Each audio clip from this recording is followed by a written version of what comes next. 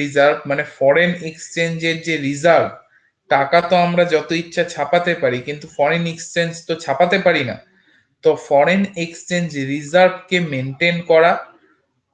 4 number কি বলেছিলাম, যেহেতু আরবিআই দেশের ব্যাংক, তাই জন্য দেশের জনগণের ডেভেলপমেন্টের জন্য কাজ করা, ডেভেলপমেন্ট অ্যাক্টিভিটিস।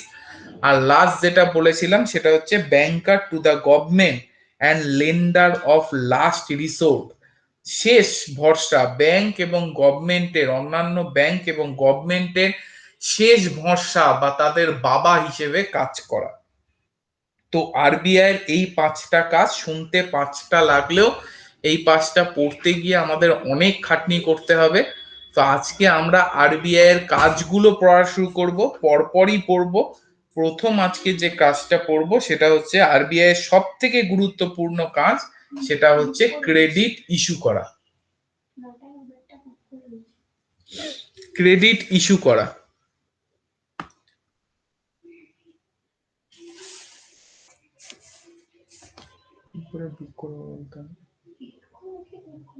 নিচে গিয়ে তো আবার ইয়েও দিতে হবে।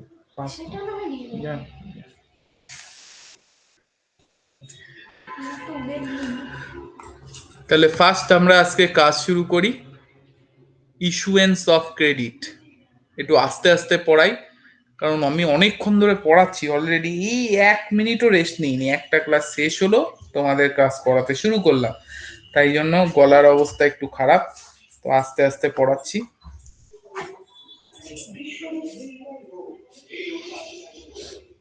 তাহলে ফার্স্ট হচ্ছে issuance of credit.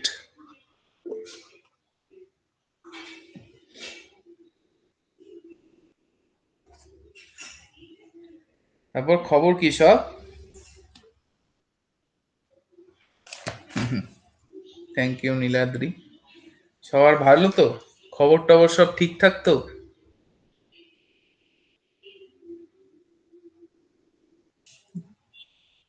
WBCS preliminary কিন্তু একটা হাই চান্স কিন্তু মার্চে হওয়ার কথা হচ্ছে, এবং হাই চান্স আছে, হ্যাঁ, প্রিলিমিনারিটা মার্চে হওয়ার।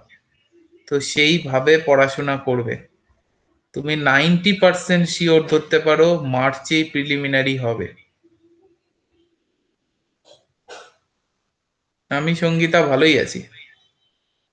তো প্রিলিমিনারি যদি মার্চে হয়, তার মানে সেই বুঝে পড়াশোনা কিন্তু করতে হবে। নিজেকে, নিজের মাথা ঠিক করে নাও, সবার আগে নিজের একটা রুটিন তৈরি করো, আর নিজে সেট করে নাও যে এই সাবজেক্টটা আমি এতদিন পড়বো, এই সাবজেক্টটা অতদিন পড়বো। খেয়াল রাখতে হবে কোনো সাবজেক্টে কিন্তু 15 দিনের বেশি পড়ার সময় আর নেই। তুমি একটা সাবজেক্টকে ম্যাক্সিমাম 15 দিন টাইম দিতে পারবে। তো সেইভাবে কিভাবে পড়বে, 15 দিন কিন্তু খুব একটা বেশি দিন নয় একটা সাবজেক্ট পড়ার জন্য। দেখতে দেখতে 15 দিন চলে যাবে। তো একটা সাবজেক্টে তুমি ম্যাক্সিমাম 15 ডেজ টাইম দিতে পারবে এখন। তো সেই বুঝে সেই ইয়ে করে করতে করো। আর জিআই প্রতিদিন একটু একটু করে প্র্যাকটিস করো, 10টা 15টা। অযথা বেশি ডিটেলস পড়ে সময় নষ্ট করবে না, অযথা কোনো স্যারের চক্করে পড়ে একটা সাবজেক্টের প্রতি বেশি সময় দেবে না। কারণ একটা সাবজেক্টে গ্র্যাজুয়েট করে লাভ নেই, প্রতিটা সাবজেক্টে এইচএস তোমাকে করতে হবে। তো সেই বুঝে প্রিপারেশন নেবে, সব কটাকে ইকুয়াল ডিস্ট্রিবিউট করবে টাইম। জিআই প্রতিদিন প্র্যাকটিস করবে। অঙ্ক করা কমিয়ে দাও, যাদের শুধু বিসিএস টার্গেট তারা আপাতত অঙ্ক বন্ধ রাখো, কারণ প্রিলিমিনারিতে ম্যাথ আসবে না। যাদের অন্য পরীক্ষাও সঙ্গে টার্গেট, তাদের বিষয়টা আলাদা। কিন্তু কিছু কিছু ছেলে মেয়ে থাকে যাদের টার্গেট শুধু বিসিএস হয়, তাদের স্ট্র্যাটেজিটা বলছি। আপাতত 2 মাসের জন্য অঙ্ক বন্ধ রাখো। জিআই প্রতিদিন 10 থেকে 15টা প্র্যাকটিস করো, তার বেশি প্র্যাকটিস করার জিআই দরকার পড়বে না। বিশেষ করে জিআই এর ক্ষেত্রে যেগুলো সিনোনিম অ্যান্টোনিম আসে, অর্থাৎ মুরগির বাচ্চা, এই দেখবে কতগুলো সেট পিস আছে, জিআই কম ইংলিশ বেশি লাগে ওগুলোকে। ওই জিনিসগুলো একটু পড়তে শুরু করো, টুকটুক করে পড়ো। ইংলিশ গত 10 ইয়ার্স একদম সুন্দরভাবে সলভ করো, শুধু 10 ইয়ার্স সলভ করে আনসার করবে না, আনসারের একটা আনসার বাদে বাকি যে তিনটে অপশন থাকবে সেই তিনটে অপশনেরও কিন্তু একদম অ্যানালাইসিস করে নেবে। এইভাবে ইংলিশ তৈরি করো। 10 ইয়ার্স পড়লে ইংলিশের 12 থেকে 15টা পাওয়া যায়, আদারওয়াইজ আর কিচ্ছু পড়তে হয় না। আর যদি তুমি এক্সট্রা পড়তে চাও তাহলে প্রিপোজিশনটা খুব ভালো করে পড়বে। ডাব্লিউবিসিএস এ প্রিপোজিশন থেকে তিনটে প্রশ্ন প্রতি বছর আসে। প্রিপোজিশন, ওয়ান ওয়ার্ড সাবস্টিটিউশন, আর 10 বছরের সম্পূর্ণ সলভ, শুধু আনসার দিয়ে নয়, বাকি চারটে অপশন দিয়েই সলভ। এটা ইংলিশের জন্য more than enough, more than enough. অযথা গ্রামারের চটকানিতে যাবে না, কারণ শুধু যদি ডাব্লিউবিসিএস হয় তাহলে কখনো গ্রামারের চটকানিতে যাওয়ার দরকার পড়বে না, না প্রিলি না মেন্স। ক্লিয়ার? মেন্স হচ্ছে অনলি ভাষার খেলা, আর তুমি কতটা বানান শুদ্ধ করে কতটা সুন্দরভাবে তোমার মনের ভাব প্রকাশ করতে পারো সেটা। সেখানেও গ্রামারের ভয়ঙ্কর ব্যাপার নেই। হ্যাঁ বলতে পারো স্যার গ্রামার না জানলে লিখবো কি করে, হ্যাঁ লেখার জন্য যেটুকু জানা দরকার সেটুকুতেই যাবে। এরর ডিটেকশন এই ওই জিরান ফিরান এগুলোতে যাবে না। যাদের শুধু বিসিএস টার্গেট তাদের কথা বলছি আমি। 10 ইয়ার্স পড়ো, ওয়ান ওয়ার্ড সাবস্টিটিউশন পড়ো, আর প্রিপোজিশনের ব্যবহার আর প্রিপোজিশন কোথায় কিভাবে বসে পড়ো, মোর দেন এনাফ প্রিলিমিনারির জন্য। এর বেশি পড়তে হবে না। জিআই প্রতিদিন 10 থেকে 15টা রেগুলার আজ থেকে শুরু করো, একবারে মার্চ মাস অব্দি ইচ অ্যান্ড এভরি ডে 15টা করে জিআই সলভ করবে। আর জিআই এর মোর দেন এনাফ জিআই। যতটা টাইম সম্ভব হিস্ট্রির পিছনে দাও, কারণ তোমার প্রিলিমিনারির ভাগ্য কিন্তু একটা সাবজেক্টই তৈরি করবে, সেটা হচ্ছে ইকোনমিক্স, পল সায়েন্স, এসব মেনের খেলা। কটা প্রশ্ন আসে এখান থেকে, আর যেগুলো আসে সেগুলো সবাই পারবে। তোমরা যা ইকোনমিক্স পড়ছো এমনিই পারবে ওগুলোর অ্যান্সার করতে। বারবার বলছি হিস্ট্রিতে যথোপযোগ্য সময় দাও, কারণ হিস্ট্রির 50টা কেন 52টা 53টা প্রশ্ন থাকে। তো এই প্রশ্নগুলো কিন্তু তোমার ভাগ্য নির্ধারণ করবে, কারণ এই 52টা 53টার প্রশ্নের মধ্যে তুমি যদি 45টা করে ফেলতে পারো তাহলে কিন্তু তোমার কোনোভাবে আর আটকাতে কেউ পারবে না তোমাকে। তো বারবার বলছি হিস্ট্রির পিছনে টাইম দাও, জিওগ্রাফির পিছনে টাইম দাও, ইকোনমিক্স পল সায়েন্স হালকা পাতলা পড়লেও হবে। প্রিলিমিনারির জন্য মেন্সে সব থেকে বেশি টাইম ইকোনমিক্স আর পল সায়েন্সকে দিতে হবে, কিন্তু সেটা মেনে দেবে। আপাতত ইকোনমিক্স পল সায়েন্স হালকা পাতলা পড়ো। ইকোনমিক্স এর আমি বলে দেব কোন কোন চ্যাপ্টার গুলো পড়বে, কোন কোন চ্যাপ্টারে বেশি গুরুত্ব দেবে প্রিলিমিনারির আগে, সেটা আমি ভেবে নেব। এখন স্যার আমি প্রিলি নয় মেন্স নিয়ে প্রিলি নিয়ে একসঙ্গে শেষ করব, ওই রকম ভাবে ভেবো না কিন্তু। ওটা কনফিডেন্স না, ওটা ওভার কনফিডেন্স হয়ে যায়। প্রিলিমিনারির পর মেন্সের জন্য অনেকটা 5 মাস টাইম পাবে, তখন ইন ডিটেলস পড়বে। প্রিলিমিনারি পড়ো, প্রিলিমিনারি পড়াতে তোমার মেন 50% কভার আপ হয়ে যাবে, আর এক্সট্রা যে 50% সেটা প্রিলির পর থেকে 5 মাস পড়বে, তোমার জন্য যথেষ্ট সেটা। ঠিক আছে? আর প্রথম বছর কেউ ভুলেও অপশনাল পেপার দিতে যাবে না, অপশনাল পেপার চাকরি না পাওয়ার একটা বড় কারণ। ঠিক আছে? অপশনাল পেপার তখনই দেবে যখন তোমার মেন্সের আর কিছু পড়ার থাকবে না। মানে এবার মেন্স যখন দেবে, দেখো প্রিলিমিনারির জন্য তুমি মেন্সে মোটামুটি 45 to 50% তুমি মেন্সের জন্য এগিয়ে গেলে, বাকি 50% মেন্সের পরে 5 মাস যে তুমি 4 মাস 4.5 মাস 5 মাস পাবে দিন রাত পড়ে সেটাকে কভার আপ করলে, এইবার তোমার দেখো প্রায় 100% বা 95% প্রিপারেশন হয়ে গেল।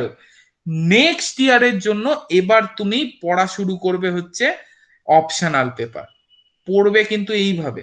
ঠিক আছে? আর কোনটা গুরুত্ব বেশি কোনটার গুরুত্ব কম সেটা বোঝো। সায়েন্সে সায়েন্স টেকনোলজি সায়েন্সের বিষয়গুলো, তারপর তোমার ইকোনমিক্স পল সায়েন্স এই বিষয়গুলো হিউজ পরিমাণ যে বার্ডেন, সেই বার্ডেনটা নিতে হয় কিন্তু প্রিলিমিনারির পরে। প্রিলির আগে বার্ডেন নাও হিস্ট্রির, প্রিলির আগে বার্ডেন নাও জিওগ্রাফির, এইগুলো বার্ডেন প্রিলির আগে নাও। প্রিলির আগে বার্ডেন নাও কারেন্ট অ্যাফেয়ার্স আর স্ট্যাটিক জিকের, যেখান থেকে 25 নাম্বারের মধ্যে কেউ 5 নাম্বারই পারে না, 5 থেকে 10 পারে। যতই সে কারেন্ট অ্যাফেয়ার্স এ মহারথী হোক, কিন্তু কারেন্ট অ্যাফেয়ার্স এমন একটা জিনিস যেখানে 25-এ 25 পাওয়া যায়।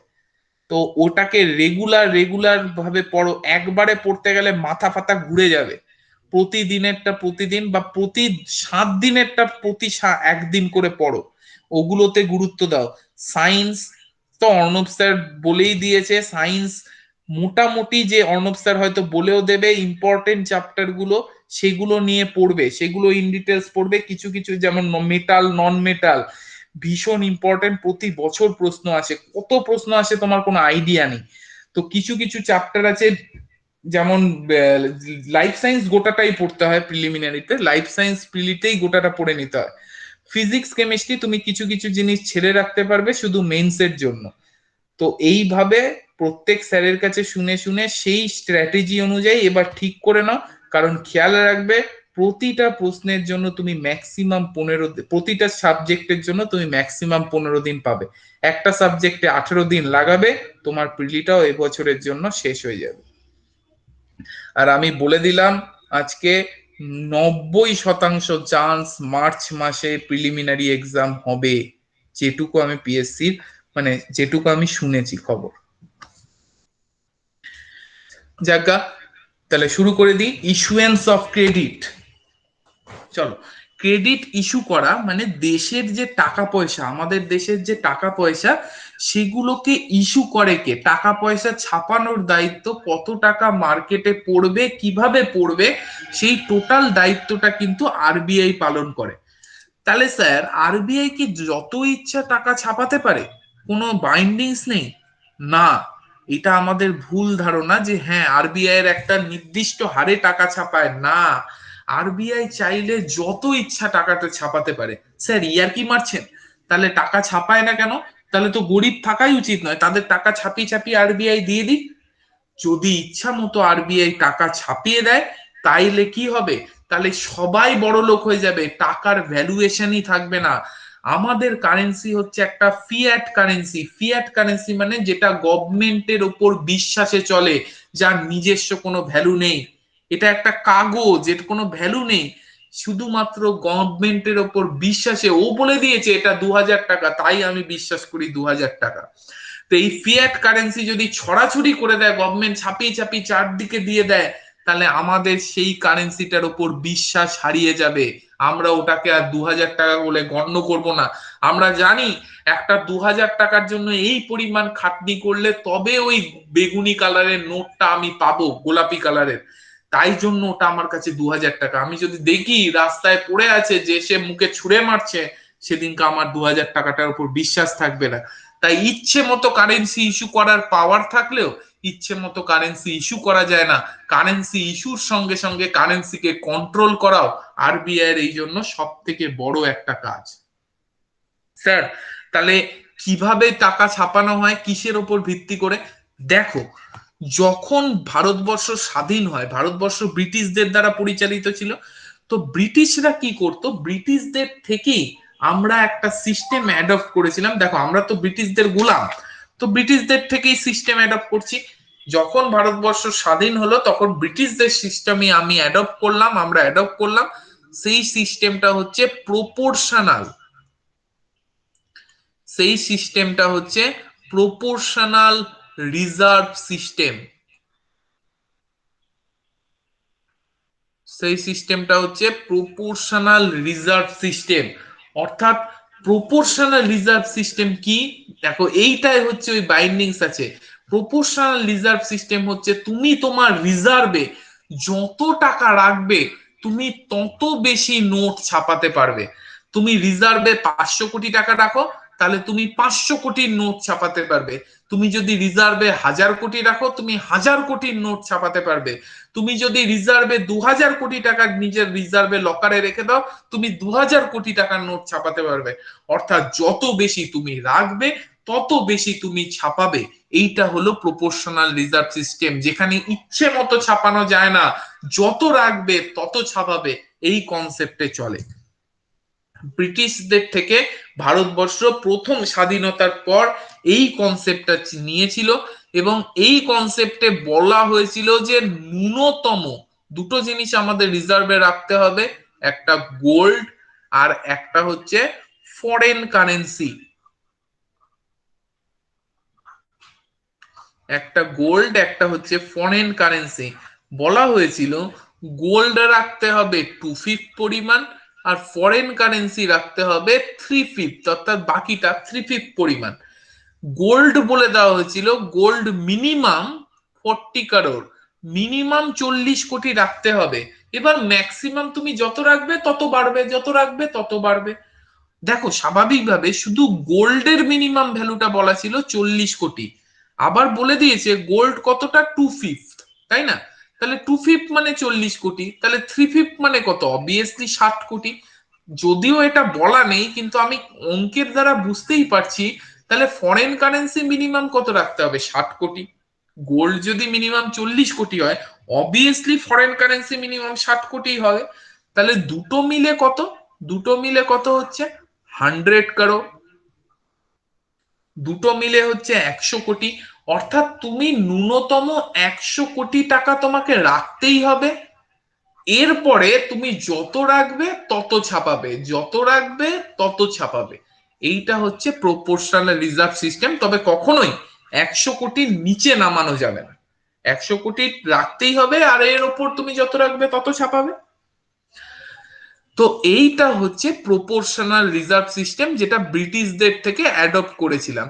কিন্তু তোমরা জানো দাদাভাই নৌরোজি বলেইছিল ড্রেন অফ ওয়েলথ, অর্থাৎ ব্রিটিশরা ভারতবর্ষের সম্পদ, ভারতবাসীর সম্পদকে ড্রেন করে যত ইচ্ছা ব্রিটেনে নিয়ে চলে গেছিল। ভারতবর্ষ যখন স্বাধীন হয়, ভারতবর্ষ যখন স্বাধীন হয়, ভারতবর্ষকে ব্রিটিশরা নিঃস্ব, রিক্ত, সর্বশান্ত করে দিয়েছিল। তাই ভারতবর্ষে বুঝতে পেরেছিল, খুব তাড়াতাড়ি জওহরলাল নেহেরু বুঝতে পেরেছিল যে প্রপোর্শনাল রিজার্ভ সিস্টেম আমরা চালাতে পারবো না। ব্রিটিশদের কাছে অনেক টাকা, তাই ওরা রিজার্ভে রাখতে পারবে, কিন্তু আমরা কি, কিন্তু আমরা ভিখারি দেশ, আমাদের পক্ষে অত টাকা রাখা কখনো সম্ভব নয়। আমরা তো গরিব দেশ একটা, তাই না? তো তারপর ভারতবর্ষ কি করলো? প্রপোর্শনাল রিজার্ভ সিস্টেমকে চেঞ্জ করে দিল।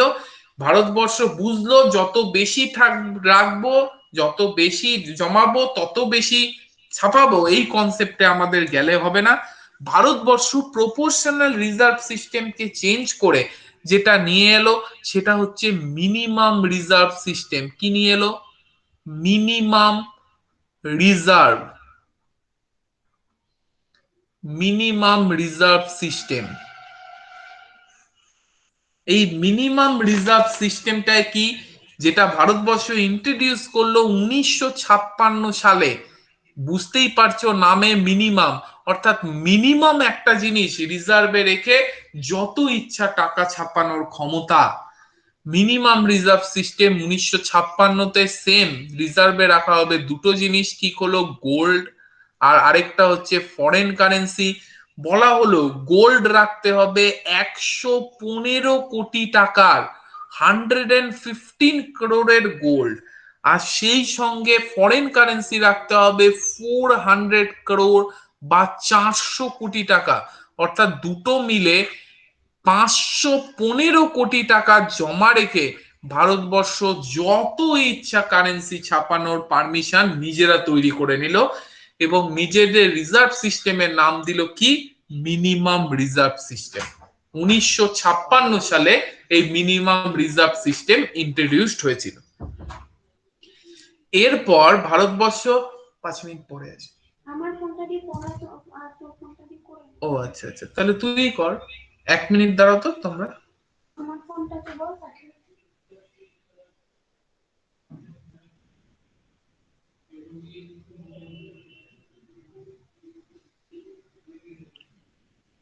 এতগুলো ফোন আছে, একটু ডাউনলোড করে নিবি, নিজেরা করবি। তোর ফোনটা কোথায়?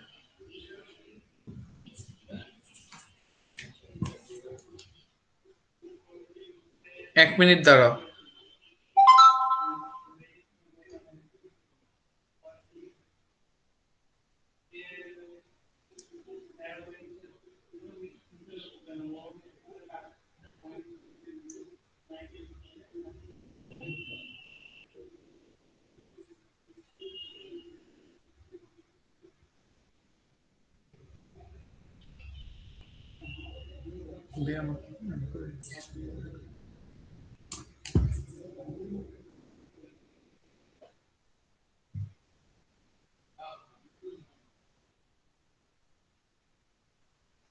স্যার কোথায়? স্যারকে জয়েন করতে বলো।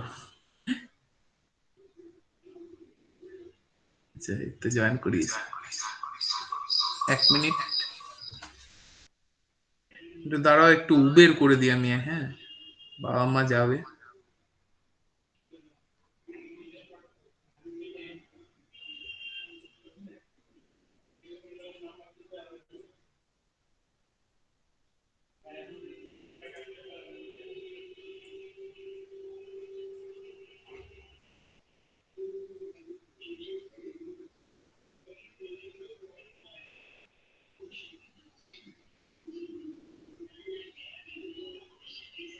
জায়গা কি নাম কি?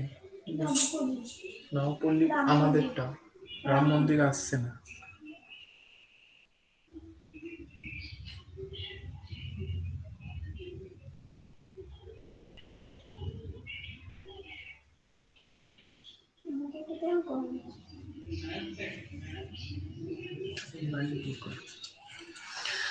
আচ্ছা, তাহলে চলে আসি।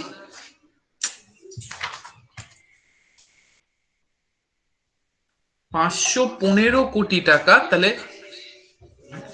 515 কোটি টাকা যত ইচ্ছা রেখে, 515 কোটি টাকা মিনিমাম রিজার্ভে রেখে তুমি যত ইচ্ছা যত টাকা ছাপাতে পারো। ইন্ডিয়ার সিস্টেম হলো এটা।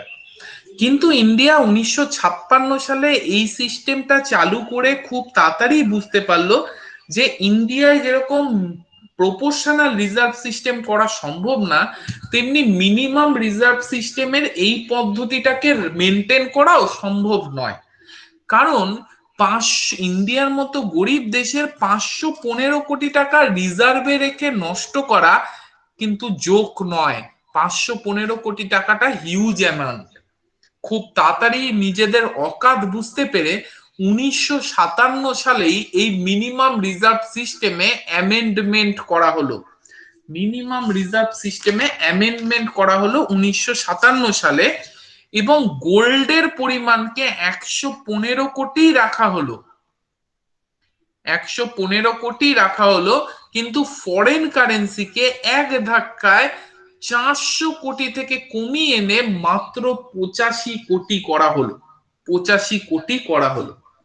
ঠিক আছে, তো এই দুটো মিলে তাহলে এক মিনিমাম রিজার্ভ সিস্টেম কত হলো? 115, 85, 200 কোটি। অর্থাৎ 1957 সাল থেকে বর্তমান অবধি 200 কোটি টাকা রিজার্ভে রেখে ইন্ডিয়া যত ইচ্ছা কারেন্সি ছাপাতে পারে। ঠিক আছে, তাহলে এখন 1957 সালে অ্যামেন্ডমেন্ট হয়েছিল, আর আমাদের মিনিমাম রিজার্ভ সিস্টেম হয়েছিল 1956 সালে। কি? 115 কোটি আর 85 কোটি রেখে ইন্ডিয়ার রিজার্ভ ব্যাংক অফ ইন্ডিয়া যত ইচ্ছা কারেন্সি ছাপাতে পারে। চলে আসছি নেক্সট। তাহলে টাকা আমরা কিভাবে ছাপাই বুঝে গেলাম। এবার বুঝতে হবে, তোমরা একটু স্ক্রিনশট নিয়ে নাও। এবার আমরা যে বিষয়টা বুঝবো সেটা হচ্ছে টাকা কোথায় ছাপানো হয়। টাকা কোথায়? আরবিআই যে ছাপাচ্ছে, তাহলে সে কোথায় টাকা ছাপাচ্ছে। ফার্স্ট চলে আসো যে টাকা ছাপানোর দুটো সংস্থা আছে ভারতবর্ষের বুকে। টাকা ছাপানোর দুটো সংস্থা আছে, এটা আগের দিনও বলেছিলাম, তাই শর্টে বলছি। Security printing and minting corporation of India. Security printing and minting corporation of India, এই সংস্থাটা গভর্নমেন্ট অফ ইন্ডিয়ার অধীনে। এই সংস্থাটা গভর্নমেন্ট অফ ইন্ডিয়ার অধীনে এই সংস্থাটা টাকা ছাপায়। আরেকটা কোন সংস্থা টাকা ছাপায়? বিআরবি, এনএমপিএল। এটা আর বলবো না, কারণ আগের দিন এটা সম্পর্কে পড়েছো। ভারতীয় রিজার্ভ ব্যাংক নোট মুদ্রণ প্রাইভেট লিমিটেড, আগের দিন এটার ফুল ফর্ম পড়েছো, কবে প্রতিষ্ঠা হয়েছিল সবটাই পড়েছো, তাই এটা নিয়ে বললাম না। এই সংস্থাটা হচ্ছে আরবিআই এর অধীনে। ভারতবর্ষে টাকা ছাপানোর অধিকার একমাত্র এই দুটো সংস্থারই আছে। একটা গভর্নমেন্ট অফ ইন্ডিয়ার অধীনে security printing and minting corporation of India, যেটা গভর্নমেন্ট অফ ইন্ডিয়ার অধীনে, আর ভারতীয় রিজার্ভ ব্যাংক নোট মুদ্রণ প্রাইভেট লিমিটেড, যেটা আগের দিন আমরা আরবিআই এর অধীনস্থ সংস্থা পড়তে গিয়ে পড়েছিলাম, সেটা হচ্ছে রিজার্ভ ব্যাংক অফ ইন্ডিয়ার আন্ডারে। সিকিউরিটি প্রিন্টিং এবং মিন্টিং কর্পোরেশন অফ ইন্ডিয়ার কারখানা দুটো জায়গাতে আছে। কোথায় কোথায় আছে? একটা আছে দিওয়াস, দিওয়াস মধ্যপ্রদেশে অবস্থিত। আরেকটা কোথায় আছে? আরেকটা হচ্ছে নাসিক, নাসিক হচ্ছে কোথাকার? মহারাষ্ট্রের। মহারাষ্ট্রের নাসিক এবং মধ্যপ্রদেশের দিওয়াসে কি আছে? এই সিকিউরিটি প্রিন্টিং এবং মিন্টিং কর্পোরেশন অফ ইন্ডিয়ার দুটো কারখানা আছে। আর বিআরবি এনএমপিএল এরও ঠিক সেম ভাবে দুটো কারখানা আছে।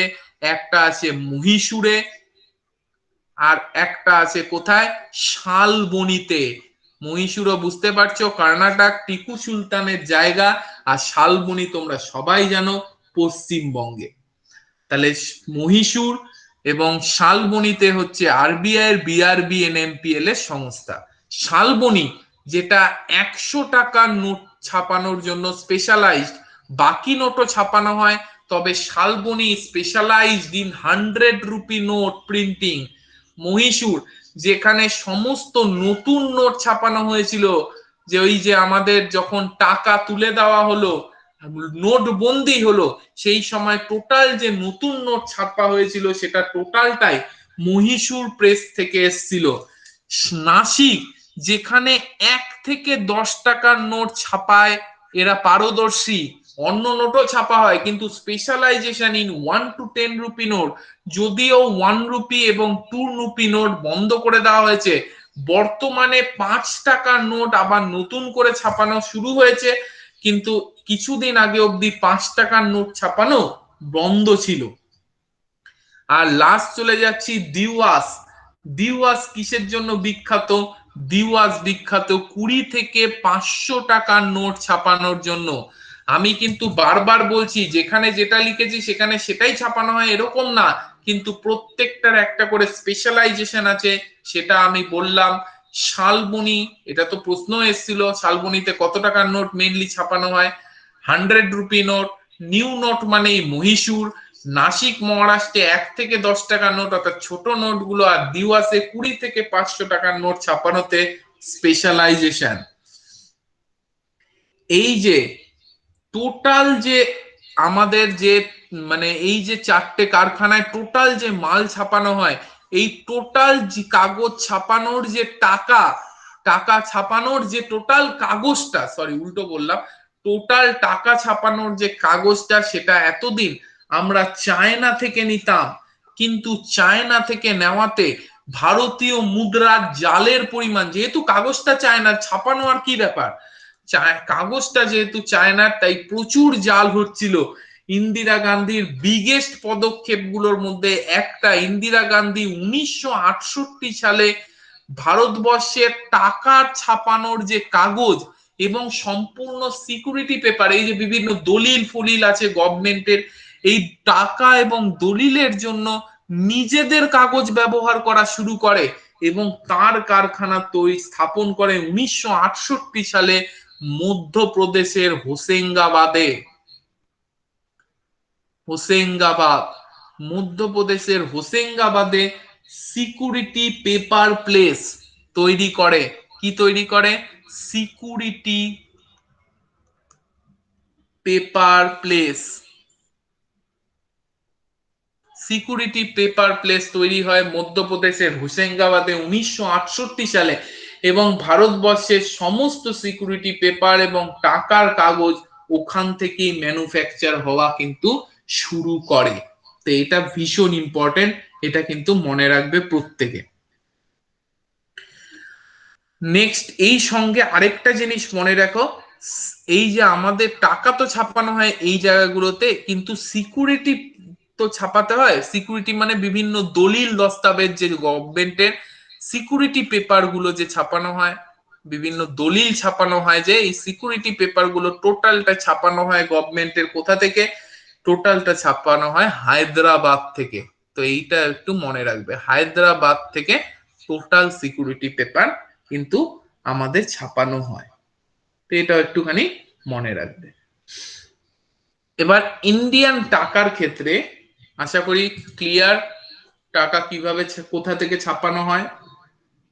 এবার ইন্ডিয়ান টাকার ক্ষেত্রে কিছু বিশেষ বিশেষ ঘটনা ঘটেছে, সেইগুলো এবার একটু আমরা জেনে নেব।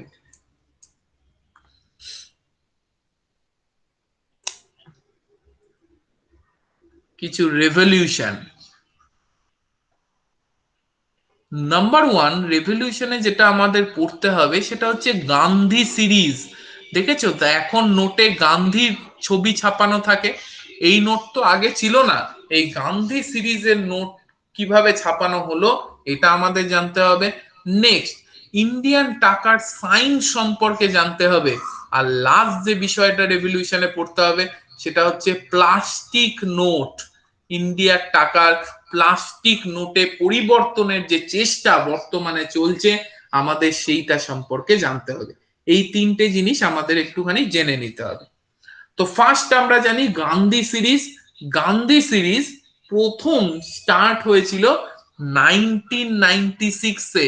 1996 সালে গান্ধী সিরিজের নোট চালু হয়েছিল, এবং গান্ধী সিরিজ প্রথম যে স্টার্ট হয়েছিল দুটো নোটে ছাপানো হয়েছিল। একটা হচ্ছে 10 টাকার নোট, আর একটা হচ্ছে 500 টাকার নোট। এই দুটো নোটের মাধ্যমে ভারতবর্ষে 1996-এ গান্ধী সিরিজের নোট ইন্ট্রোডিউস করা হয়েছিল। পরবর্তীকালে কিন্তু তুমি দেখেছো সব নোটই কি গান্ধী দিয়ে চালু করা হয়। ঠিক আছে, তো প্রথম যেটা গান্ধী সিরিজ চালু হয়েছিল 1996, 500 টাকার নোট এবং 10 টাকার নোটের মাধ্যমে। আচ্ছা, 500 টাকার নোট বলতে গিয়ে আমি একটু বলে রাখি, এই যে 500 টাকার নোট ভারতবর্ষে কবে চালু হয়েছিল, কারণ 1000 টাকার নোট কবে চালু হয়েছিল এই প্রশ্নটা এসছিল 2015 সালের মেন্সে। তো 500 টাকার নোট ভারতবর্ষের বুকে কবে চালু হয়েছিল, তাহলে আনসার হবে 1987-এ। 1987 সালে স্বাধীনতা উত্তর ভারতবর্ষে, স্বাধীনতার আগে ব্রিটিশরা কিন্তু চালু করেছিল। ব্রিটিশরা কিন্তু স্বাধীনতার আগে চালু করেছিল, কিন্তু স্বাধীনতা উত্তরকালে 1987 সালে ভারতবর্ষে, আচ্ছা গান্ধী সিরিজের আগে 1996-এর আগে অশোক স্তম্ভের নোট চলতো। সেই নোট তো অনেকের কাছে আছেও, হয়তো অশোক স্তম্ভের ছবি দেওয়া নোট থাকতো, তখন গান্ধী সিরিজ ছিল না। 1987 সালে 500 টাকার নোট চালু করা হয়েছিল। আর 1000 টাকার নোট সম্পর্কে বলে রাখি, 1000 টাকার নোট চালু হয়েছিল 2000 সালে। এটা প্রশ্ন এসেছিল, 1000 টাকার নোট চালু হয়েছিল 2000 সালে। 2000 টাকার নোট কবে চালু হয়েছিল এই প্রশ্নের উত্তর আমি দিলাম না, না হয় এইটা তো সব ধ্রুব সত্য। এটা আমাদের ভয়ঙ্কর দিন, তাই এটা সবাই আশা করি জানো 2000 টাকার নোট কবে চালু হয়েছিল। আচ্ছা, নেক্সট আমরা যে তাহলে গান্ধী সিরিজ সম্পর্কে আমার ক্লিয়ার। এবার সঙ্গে আমরা 1000 আর 500 টাকার নোট কবে ছাপা হয়েছিল সেটাও জেনে নিলাম। এবার নেক্সট আমাদের যেটা করতে হবে সেটা হচ্ছে আমাদের রুপির সাইন। ইন্ডিয়ান রুপির সাইন, যেটা সাইনটা কিরকম তোমরা জানো তো, সবাই জানো আশা করি। এই দিয়ে এই, এইটা হচ্ছে ইন্ডিয়ান রুপি সাইন। এই সাইনটা অফিসিয়ালি ইন্ডিয়া অ্যাডপ্ট করেছিল 2010 সালে। 2010-এ এটাকে ইন্ডিয়া অফিসিয়ালি অ্যাডপ্ট করেছিল। ইন্ডিয়া এটাকে অফিসিয়ালি অ্যাডপ্ট করেছিল হচ্ছে 2010 সালে। এটা ডিজাইন করেছিল কে? ডক্টর উদয় কুমার। ডক্টর উদয় কুমার, যিনি এটা ডিজাইন করেছিলেন দেবনগরী, দেবনগরী আর থেকে। বা দেবনগরী র থেকে এটাকে ডিরাইভ করা হয়েছে। ডক্টর উদয় কুমার এটাকে ডিজাইন করেছিলেন। 2010 সালে ইন্ডিয়া এটাকে অ্যাডপ্ট করেছিল এবং এই চিহ্ন দিয়ে ছাপা নোট ইন্ডিয়ার মার্কেটে প্রথম ইন সার্কুলেশনে আসে 8 জুলাই 2011। 8 জুলাই 2011 থেকে এই সাইন যুক্ত টাকা ভারতবর্ষের মার্কেটে অফিসিয়ালি ছাড়া হয়। তাহলে এখান থেকে আমরা চারটে জিনিস মনে করব। সংস্কৃত দেবনগরী আর থেকে বা র থেকে আমাদের সাইনটাকে নেওয়া হয়েছে, ডক্টর উদয় কুমার এটাকে ডিজাইন করেছে, which was officially adopted by Indian government in 2010, and the signed printed notes are came into circulation in Indian market in 8 July 2011। পরিষ্কার? তাহলে নেক্সট এবার আমরা যেটা পড়বো সেটা হচ্ছে প্লাস্টিক নোট। তোমরা জানো প্লাস্টিক নোট এখন একটা বার্নিং ব্যাপার স্যাপার, গোটা অল ওভার দ্য ওয়ার্ল্ড, শুধু ইন্ডিয়াতে নয়। প্রথম এই জিনিসটা প্লাস্টিক ভারতবর্ষে, গোটা পৃথিবীতে প্রচুর। তো এই প্লাস্টিককে রিসাইকেল করে সেটাকে ভালো কাজে লাগানো, নোট তৈরি করলে সেটা অনেক দিন ওটা ডিউরেশনও থাকে, কাগজের নোট নষ্ট হয়ে যায় তাড়াতাড়ি। প্লাস্টিক নোট মিনিমাম কাগজের নোটের 10 গুণ বেশি সময় ধরে মার্কেটে থাকতে পারে। প্লাস এই যে বাজে প্লাস্টিক, সেটা যেগুলো পড়ে পড়ে এদিক ওদিক জমা হয়ে নদী সমুদ্রকে বন্ধ করছে, সেইগুলো রিসাইকেল অর্থাৎ সেইগুলো কিছু কাজেও ইউজ হবে। তো প্লাস্টিক নোটের দিকে এখন পৃথিবীর সমস্ত ডেভেলপ কান্ট্রি যাওয়ার চেষ্টা করছে। প্রথম এই প্লাস্টিক নোটের অপশন ভারতবর্ষকে দেখিয়েছিল হচ্ছে অস্ট্রেলিয়া। অস্ট্রেলিয়াটা 1988 1988 সালে ভারতবর্ষকে প্রথম এই জিনিসটা, ভারতবর্ষকে না সরি, গোটা পৃথিবীকে এই জিনিসটা চিনিয়েছিল। পরবর্তীকালে আমরা দেখেছি অস্ট্রেলিয়ার পথে ব্রিটেনও এখন টোটাল কারেন্সিকে প্লাস্টিক কারেন্সি করে দেওয়ার পথে প্রায় চলে গেছে, এগিয়ে গেছে। তো ভারতবর্ষ প্লাস্টিক কারেন্সিকে অ্যাডপ্ট করতে চাইছে এবং সেই মর্মে ভারতবর্ষ 10 রুপি নোট 10 বিলিয়ন ছাপিয়েছে। 10 বিলিয়ন 10 টাকার নোট ছাপিয়েছে, 10 বিলিয়ন 10 টাকার নোট। এবং এইগুলোকে এমন 5টা শহরে সিলেক্ট করে নামানো হয়েছে যেখানকার ওয়েদার কন্ডিশন কাগজের টাকার পক্ষে খুবই খারাপ, যেখানে কাগজের টাকা সব থেকে বেশি নষ্ট হয়। সেই রকম 5টা শহরকে চুজ করেছে এই নোটগুলো ছাড়ার জন্য, এবং অলরেডি এখনই কিন্তু ছাড়তে শুরু করে দিয়েছে। কিন্তু প্রবলেম কি, যেই প্লাস্টিকের নোট পাচ্ছে ওই সব সিটিতে তারাই ওটাকে আলমারিতে ঢুকিয়ে রেখে দিচ্ছে, এই আমি প্লাস্টিকের নোট পেয়েছি, এটাকে আমি কোথাও খরচা করব না, রেখে দিই। আমাদের গ্রেসামস ল এটাই বলছে। গ্রেসামস ল হচ্ছে good money drive away bad money, এই sorry, bad money drives away good money. সবসময় দেখবে ছেঁড়া টাকাগুলোই মার্কেটে ঘুরলে, আর যেগুলো নতুন নতুন ভালো ভালো সুন্দর সুন্দর টাকা দেখবে সেইগুলো কোনোদিন মার্কেটে আসে না। কারণ এক বান্ডিল পরিষ্কার সুন্দর টাকা পেলে ওটা স্থান হয় আমাদের ব্যাগ অথবা আলমারি, আর ছেঁড়া টাকাগুলো আরো ছেঁড়া করার জন্য আমরা ঘুরাতে থাকি। তো এইটাই হচ্ছে প্রবলেম। প্লাস্টিক মানি তো ছাড়ছে, কিন্তু ইন্ডিয়ার মতো দেশে প্লাস্টিক মানি ছাড়ার মানে কি, প্রত্যেকে 10টা 10টা করে নিজেদের মানি ব্যাগে রেখে দেবে, তাহলে তো আর হবে না। তো এটাই হচ্ছে সমস্যা। এই জন্য আমরা প্লাস্টিক মানি ছেড়ে দিয়েছে, কিন্তু আমরা জানি না প্লাস্টিক মানি সে আবার কি। তো ব্যাপারটা কিন্তু না, 10 বিলিয়ন 10 রুপি নোট কিন্তু অলরেডি ছাড়া হয়ে গেছে। কোন কোন শহরে ছাড়া হয়েছে জেনে নেওয়া দরকার। কোন কোন শহর, মাইশোর, কোচি, জয়পুর, সিমলা,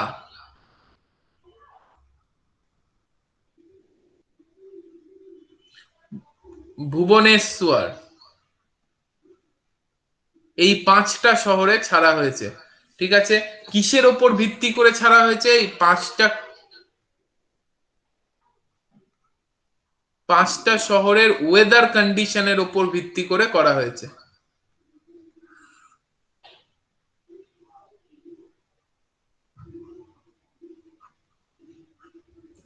5টা শহরের ওয়েদার কন্ডিশনের উপর ভিত্তি করে করা হয়েছে।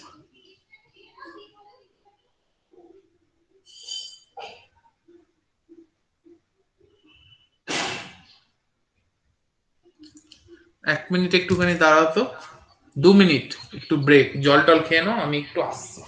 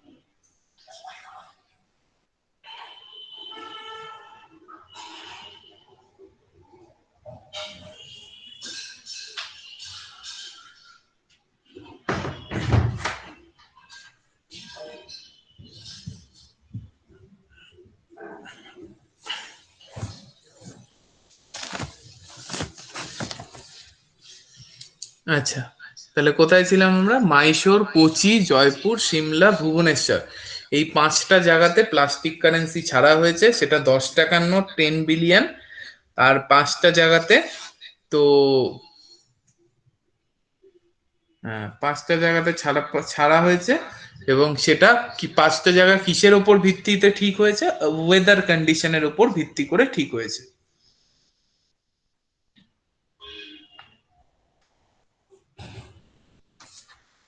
নেক্সট চলে আসছি আমাদের পরের বিষয়, যেটা টাকার সম্পর্কে আমাদের পড়তে হবে, সেটা হচ্ছে decimalisation of Indian currency. Indian কারেন্সিকে দশমিকে ভাগ। তো নেক্সট যেটা আমাদের পড়তে হবে, লিখে দিচ্ছি, সেটা হচ্ছে ডেসিমিলাইজেশন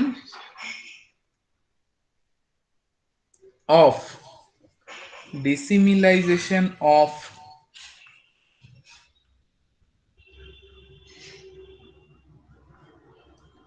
ইন্ডিয়ান কারেন্সি।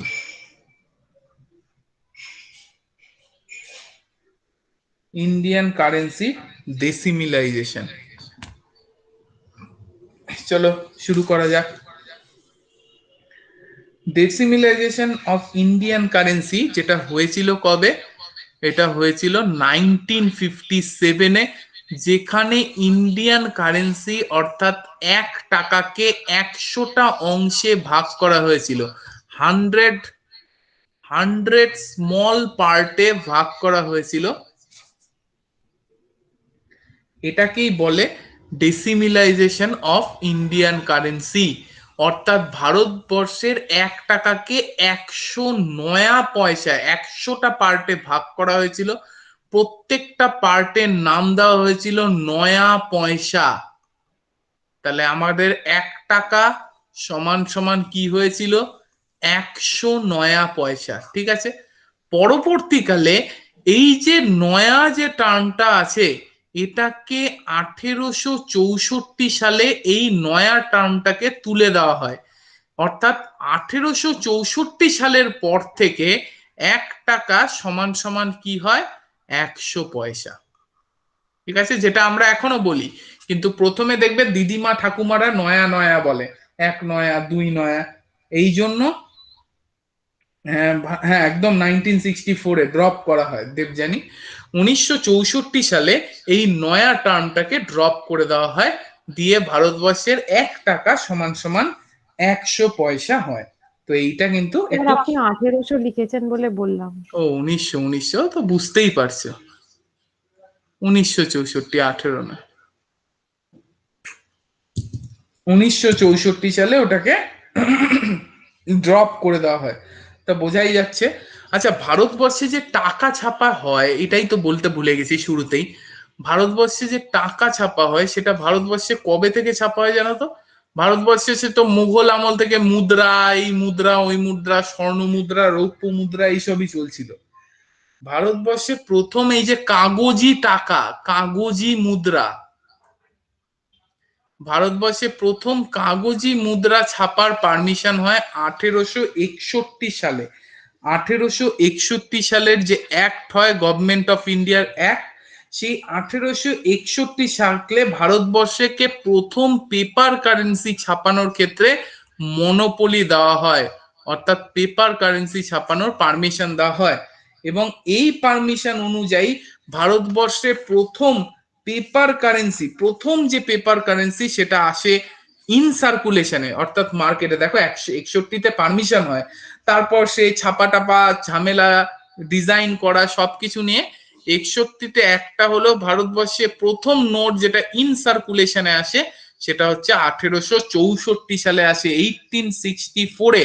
এবং খেয়াল রাখতে হবে, নোটগুলো ছিল 10 রুপি নোট, অর্থাৎ 10 রুপি নোট প্রথম কাগজি নোট যেটা ভারতবর্ষের বুকে আসে 1861 সালের অ্যাক্টের মাধ্যমে আসে। এবং 1864 সালে ওটা প্রথম ইন মার্কেট বা ইন সার্কুলেশনে আসে। এটা আমাদের খেয়াল রাখতে হবে।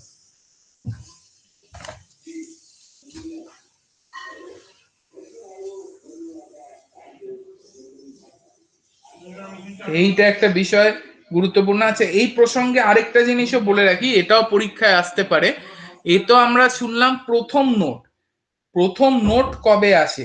আচ্ছা, এরকমও পরীক্ষায় আসতে পারে যে স্বাধীনতার পর, আফটার ইন্ডিপেন্ডেন্স, প্রথম নোট কোনটা। আফটার ইন্ডিপেন্ডেন্স ভারতবর্ষের বুকে প্রথম যে নোটটা ছাপা হয় সেটা হচ্ছে 1 রুপি নোট। 1947 সালে ছাপা হয়েছিল। আফটার ইন্ডিপেন্ডেন্স ভারতবর্ষে ছাপা প্রথম নোট হচ্ছে 1 রুপি নোট, 1 টাকার নোট। আচ্ছা, তোমার যদি প্রশ্ন আসে, এটাও প্রশ্ন আসতে পারে, আগের দিন যদিও বোধহয় বলেছিলাম, আরবিআই এর ছাপা প্রথম নোট কোনটা। আরবিআই এর ছাপা প্রথম, আরবিআই তো 1935 সালে তৈরি হয়েছিল, সেটা জেনে গেছি। আরবিআই এর ছাপা প্রথম নোট কোনটা, সেটা একটা 5 টাকার নোট। খেয়াল রাখবে, এটা একটুখানি ভালো করে বোঝো। আরবিআই এর ছাপা প্রথম নোট হচ্ছে 5 টাকার নোট, কিন্তু সেই টাকাটা মার্কেটে আসেনি।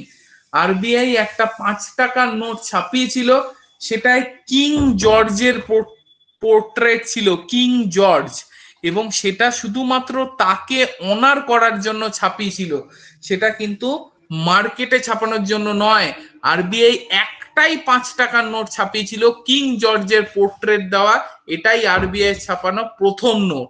যদি বলে আরবিআই ছাপানো প্রথম কোন নোট মার্কেটে আসে, সেটা হবে 10 রুপি নোট। জনগণের জন্য প্রথম আরবিআই যে নোটটা ছাপায় 10 রুপি নোট। কিন্তু পরীক্ষায় যদি আসে আরবিআই ছাপানো প্রথম নোট কোনটা, সেটা কিন্তু অনারারি নোট ছাপিয়েছিল, একটা 5 টাকার নোট, কিং জর্জের পোর্ট্রেট দেওয়া। আর প্রথম নোট কোনটা? 10 টাকার নোট 1864 সালে মার্কেটে আসে 1861 অ্যাক্ট অনুযায়ী। আর স্বাধীনতার পরে ছাপানো প্রথম নোট কোনটা? সেটা আমার উত্তর হবে 1 টাকার নোট।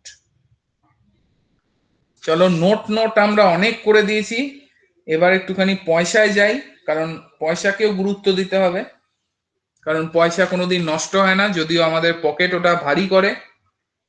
আর আমরা বেশি নোট রাখার ক্ষমতা রাখি না, আমাদের পয়সাতেই চলতে হয়, তাই না?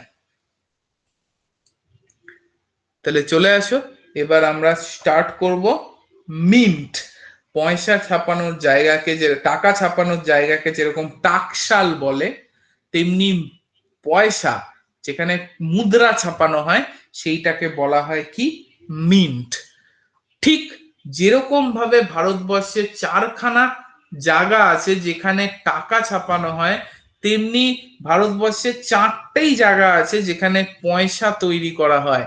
আর মজার ব্যাপার, পয়সা ছাপানোর সবগুলোই গভর্নমেন্ট অফ ইন্ডিয়ার আন্ডারে। টাকাগুলো যেমন একটা গভর্নমেন্ট অফ ইন্ডিয়ার আন্ডারে, একটা আরবিআই এর আন্ডারে, কিন্তু পয়সা ছাপানোর যতগুলো জায়গা সবকটাই গভর্নমেন্ট অফ ইন্ডিয়ার আন্ডারে। কি কি জায়গা?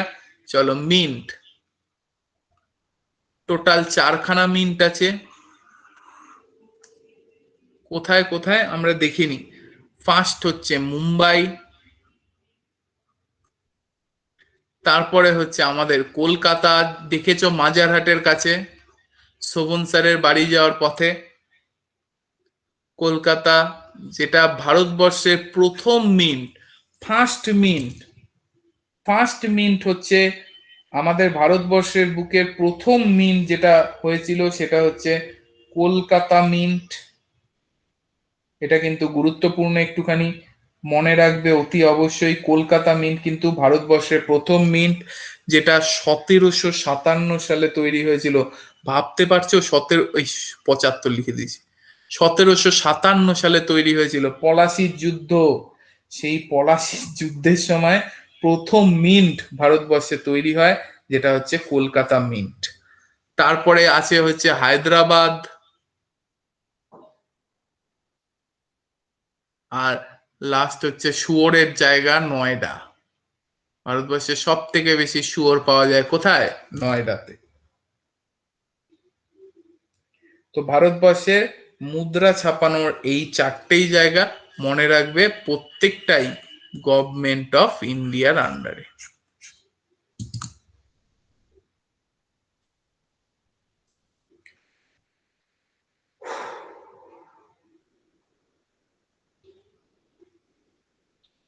তাহলে আশা করি পরিষ্কার প্রত্যেকের। আমাদের প্রথম পয়েন্ট শেষ হলো, সেটা হচ্ছে ইস্যুয়েন্স অফ ক্রেডিট।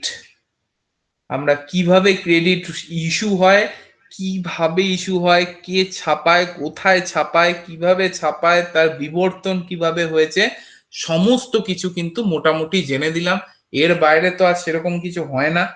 এর বাইরে আসলে কপাল চাপড়ে নেবে, আর কি করবে, এর বাইরে হওয়া উচিত নয়। আশা করি প্রতিটা জিনিস তোমাদের সুন্দর করে নোট তৈরি করা হয়ে গেছে, তাই তো? সবাই কি ঘুমিয়ে গেলে নাকি? কেউ কোনো সাড়া দিচ্ছে না, দেখো।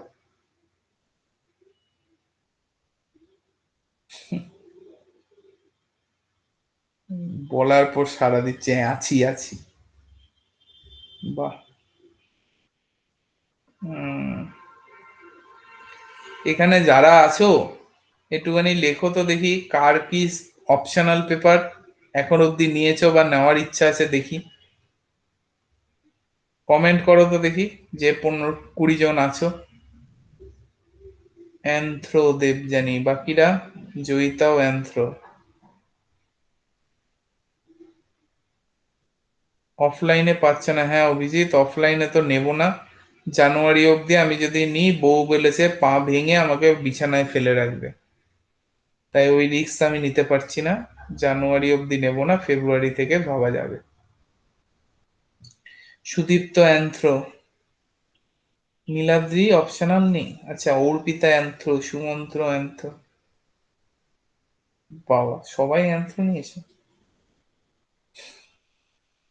নীলাদ্রি কি পরে দেবে নাকি? ও আচ্ছা আচ্ছা, ওইখানে অ্যান্থ্রো পড়ানো হয় বলে সবাই অ্যান্থ্রো নিয়েছে। আচ্ছা আচ্ছা, ঠিক আছে। জায়গার আগে মেন্সের প্রিপারেশন কমপ্লিট করে তারপর মানে অপশনাল পড়তে শুরু করবে। এখন অপশনাল সব গুছিয়ে নোট টোট নিয়ে বুঝে রাখো, যাতে তখন প্রবলেম না হয়। কিন্তু তখনই অপশনাল পড়বে যখন কম্পালসারি পুরোপুরি কমপ্লিট হয়ে যাবে বা প্রায় কমপ্লিট হয়ে যাবে। স্যার, বলো। স্যার বলছি একটু রেলওয়েস এর জন্য কিছু বলুন না, এনটিপিসি। অর্পিতা, অন্ত্র নেওয়া বাধ্যতামূলক নাকি?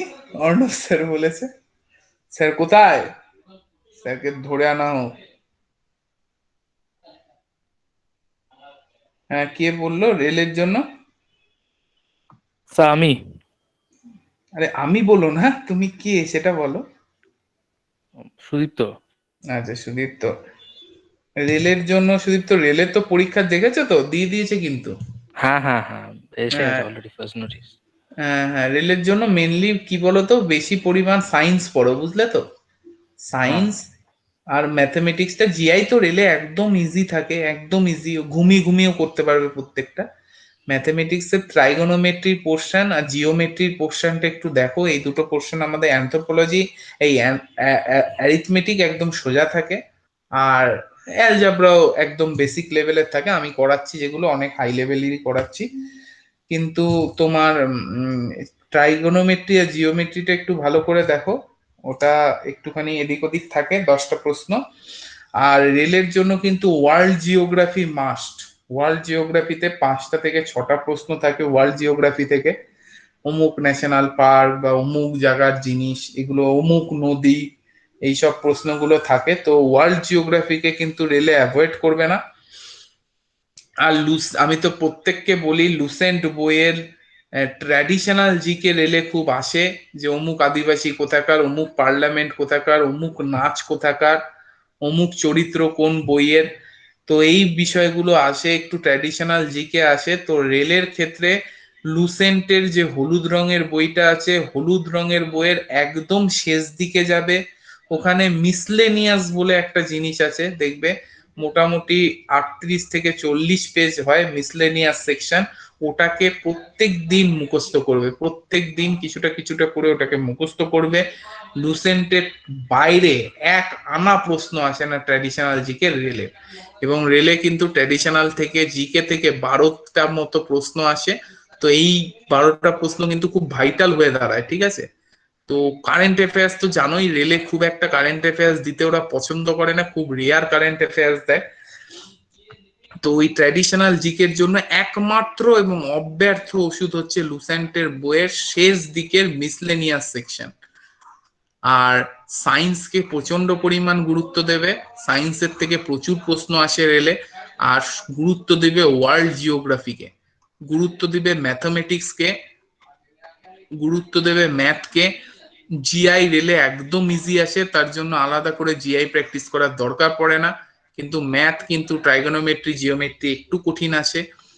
আর অ্যালজেব্রা পোর্শনটা তো জানোই।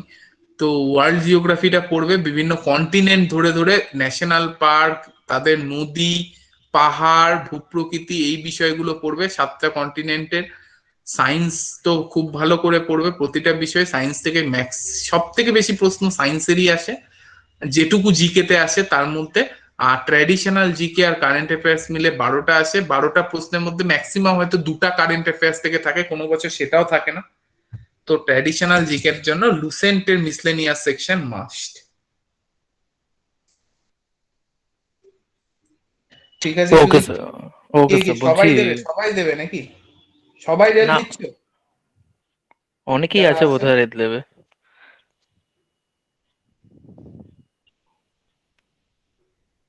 ও, দেবযানী দেবে না? স্যার বলছি, আপনি তো অ্যালজেব্রা পোর্শনটা করিয়ে দিচ্ছেন, ওক্ষেত্রে হয়ে যাবে ওখান থেকে বোধহয়। হ্যাঁ হ্যাঁ, কিন্তু অ্যালজেব্রা তো সুদীপ তো শেষ হবে না তোমাদের রেলের আগে। আচ্ছা। রেল তো শুরু হয়ে যাবে এই। তো হুম হুম অ্যালজেব্রা হুম। যাই হোক অনেকটাই হবে, অনেকটাই পারবে, কিন্তু আচ্ছা আচ্ছা, পুরোটা হয়তো কমপ্লিট হবে না। ঠিক আছে স্যার, কোনো অসুবিধা নেই। নিজেরাও করতে থাকো, বুঝলে তো। প্র্যাকটিস আচ্ছা আচ্ছা নিজেরাও করতে থাকো, আমরা তো আচ্ছা। করাচ্ছি, সঙ্গে নিজেরাও করতে থাকো। অর্পিতা আমার হবে না, হবে না মানে মানে ফর্ম ফিল আপ কি বয়স হয়নি? না, না স্যার, বয়সের জন্য না, অ্যাকচুয়ালি চোখের পাওয়ার -2.5, 2 পর্যন্ত ওরা অ্যালাউ করছিল, আমার -4.5। কত অবধি অ্যালাউ করছিল? -2। আমার 1.25 এ তাড়িয়ে দিয়েছে আমাকে আগের বার। না, ওখানে যেটা লেখা ছিল তাতে বলেছিল শুধু -2 পর্যন্ত। গুডস গার্ড দিয়েছিল। গুডস গার্ডের আমি চাকরি করা যায়? ওই জন্য স্যার আমিও করলাম না, আমাকে গুডস গার্ডটাই শুধু দিচ্ছিল, আরেকটা বোধহয় দিচ্ছিল কি একটা, কিন্তু ওই রকমই আর কি। ও, ওই জন্য আমি ফর্ম ফিল আপ স্যার করিনি। তাহলে কোনো পোস্টে কি ফর্ম ফিল আপ করা যায় না চোখে পাওয়ার থাকলে? না করা যাবে, করা যায়। ওই যে সিনিয়র ক্লার্কে করা যায়, জুনিয়র ক্লার্কে করা যায়, তারপর আরো কয়েকটা আছে। দেখো রেলে যদি তুমি ট্রাফিক অ্যাপ্রেন্টিস, কমার্শিয়াল অ্যাপ্রেন্টিসে পাওয়ার লাগে না, কমার্শিয়াল অ্যাপ্রেন্টিসের কোনো পাওয়ারের ব্যাপার নেই। ট্রাফিক কিন্তু অ্যাপ্রেন্টিস, বিকম লাগে কমার্শিয়াল অ্যাপ্রেন্টিসের জন্য। না না না না, কমার্শিয়াল অ্যাপ্রেন্টিস সবাই দিতে পারে। আমি আচ্ছা। তো আমি দিয়েছি, আমরাই তো দিয়েছি, বিকম নাকি আমি? আমি বেশ কিছু দেখেছিলাম, দিয়ে দেখলাম একটাও ক্রাইটেরিয়া হচ্ছে না বলে না আমি না, করছি। কমার্শিয়াল অ্যাপ্রেন্টিস এভরিবডি দিতে পারে, গ্র্যাজুয়েট পাস হলেই হলো। কমার্শিয়াল অ্যাপ্রেন্টিস সবাই দিতে পারে, কিন্তু কমার্শিয়াল অ্যাপ্রেন্টিস সব থেকে হাই প্রোফাইল পোস্ট। রেলের এনটিপিসি যতগুলো পোস্ট আছে তার মধ্যে কমার্শিয়াল অ্যাপ্রেন্টিস হচ্ছে সব থেকে হাই প্রোফাইল পোস্ট। সব থেকে বেশি পড়াশোনা করতে হয় কমার্শিয়াল অ্যাপ্রেন্টিসের জন্য। আমার আগের বার কমার্শিয়াল অ্যাপ্রেন্টিসে 77 নিয়েছিল, আমি পেয়েছিলাম হচ্ছে 74, মানে কমার্শিয়াল অ্যাপ্রেন্টিসের থেকে 3 নাম্বার কম পেয়েছিলাম। আর স্টেশন মাস্টারে বোধহয় 68 না কততে নিয়েছিল। স্টেশন মাস্টার হবে না, কারণ স্টেশন মাস্টার, ট্রাফিক অ্যাপ্রেন্টিস এগুলো হয়ে চাপ। এগুলো তুমি যদি তোমার চোখে পাওয়ার থাকে ভাই, অ্যাক্সিডেন্ট ফ্যাক্সিডেন্ট হয়ে যাবে, কোনদিন দেখতে পাবে না, তাই কি ভুলভাল সিগন্যাল হয়ে যাবে, তাই ওগুলো না হওয়াই ভালো দেশের সেফটির জন্য। কিন্তু commercial apprentice, senior clerk, junior clerk এগুলো যে কেউ হতে পারে। স্যার আপনার ব্যাড লাক। না ব্যাড লাক না, কমার্শিয়াল অ্যাপ্রেন্টিস হওয়া খুব চাপ গো। না স্যার, কমার্শিয়াল আপনি আরেকটা অ্যাপ্রেন্টিস, আরেকটা বলেছিলেন না, ওই 2017 ইন্টারভিউ থেকে চলে চলে এসেছিলেন, ওটা বলেছিলেন। কমার্শিয়াল অ্যাপ্রেন্টিস হওয়া বিশাল ব্যাপার। ও মানে ওটা শুধু পড়াশোনা দিয়ে হয় না, আর একটু লাখও লাগে, বুঝলে তো। মানে তোমার পড়াশোনাটা খাপে খাপে পড়ে গেলে তাহলে ভালো, ওটাও দরকার আর কি। আচ্ছা, তাহলে চলো আমরা নেক্সট শুরু করে দিই। আজকে ক্রেডিট কন্ট্রোলটা পড়বো না, ঠিক আছে? আজকে ডেভেলপমেন্ট অ্যাক্টিভিটিসটা শুরু করি, কারণ ক্রেডিট কন্ট্রোল একটা বড় জিনিস, হোল ক্লাস লাগবে, এখন তার বেশিক্ষণ পড়াবো না। তো আজকে আমরা শুরু করি অপেক্ষাকৃত ছোট পয়েন্ট, ডেভেলপমেন্টাল অ্যাক্টিভিটিস। চলো তাহলে আমরা 2 আর 3 নাম্বার পয়েন্টকে স্কিপ করে 4 নাম্বার পয়েন্টে চলে যাচ্ছি, কারণ 2 আর 3 বড় বলে আমরা সেটা পরের দিনের জন্য রেখে দিচ্ছি। এখন আমরা অপেক্ষাকৃত ছোট এবং যেটা আমাদের কম খাটনি সেটা আমরা পড়ে নিই, ডেভেলপমেন্টাল অ্যাক্টিভিটিস। অর্থাৎ আরবিআই দেশের ডেভেলপমেন্টের জন্য কি কি অ্যাক্টিভিটি করেছে। তো ডেভেলপমেন্টাল অ্যাক্টিভিটি ফার্স্টেই চলে আসি। ডেভেলপমেন্টাল অ্যাক্টিভিটি পড়তে গেলে আরবিআই সব থেকে বড় কাজ যেটা, সেটা হচ্ছে আরবিআই 1955 সালে করেছিল, 1955-এ কি করেছিল, একটা কমিটি তৈরি করেছিল, all India Rural credit, all India Rural Credit Survey committee, all India Rural Credit Survey committee. এবং এই অল ইন্ডিয়া, দেখো কথাটা মনে রাখবে, সার্ভে, হ্যাঁ, All India Rural Credit Survey Committee সুপারিশে Imperial Bank of India, Imperial Bank of India কিসে পরিণত হয়েছিল? এসবিআই এ পরিণত হয়েছিল, স্টেট ব্যাংক অফ ইন্ডিয়ায় পরিণত হয়েছিল।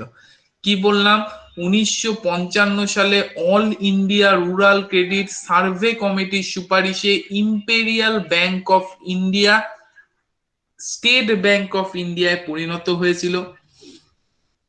ইম্পেরিয়াল ব্যাংক অফ ইন্ডিয়া বলা ভালো, ন্যাশনালাইজড হয়েছিল। ন্যাশনালাইজড হয়েছিল মানে ইন্ডিয়ান গভর্নমেন্টের হাতে পুরোপুরি এসেছিল, এবং সেটার নাম গভর্নমেন্ট করেছিল কে, নাম কি দিয়েছিল, এসবিআই। এই ইম্পেরিয়াল ব্যাংক অফ ইন্ডিয়া কবে তৈরি হয়, 1921 সালে। 1921 সালে তিনখানা প্রেসিডেন্সি ব্যাংক একত্রিত হয়ে ইম্পেরিয়াল ব্যাংক অফ ইন্ডিয়া তৈরি হয়।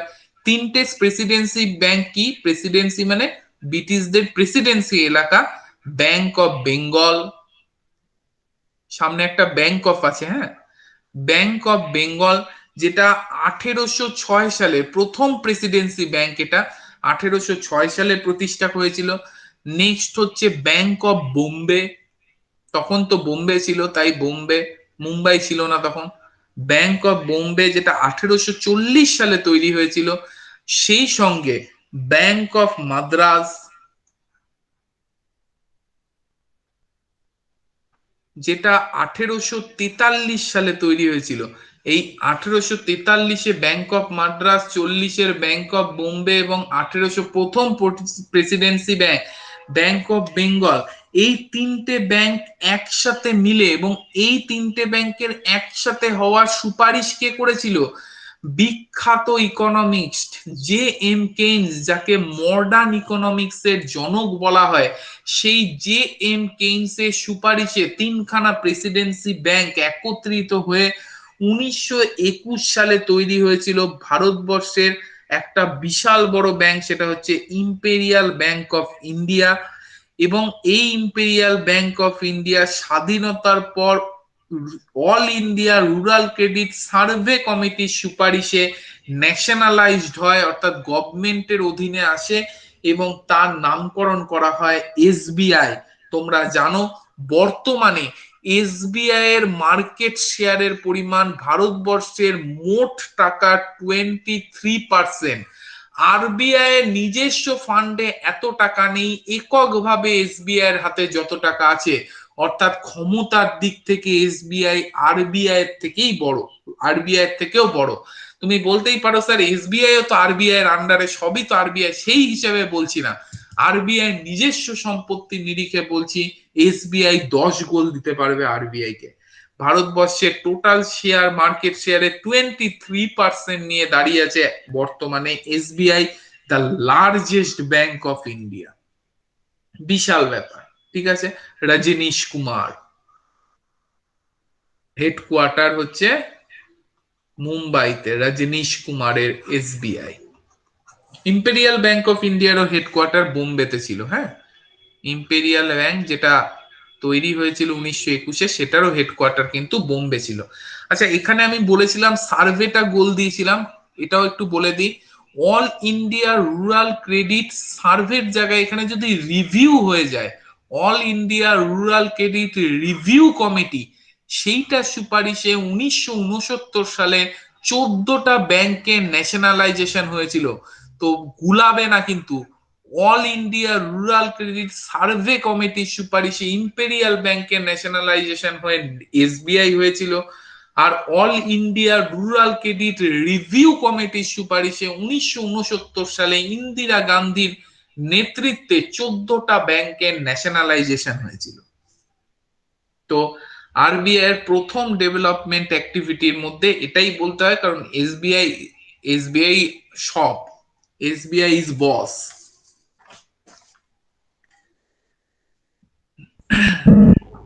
ক্লিয়ার? যাদের লেখা হয়নি একটু স্ক্রিনশট নিয়ে নাও। স্যার এসবিআই যে 14টা ব্যাংক ন্যাশনালাইজ হয়েছিল সালটা কত? 1969, 1969।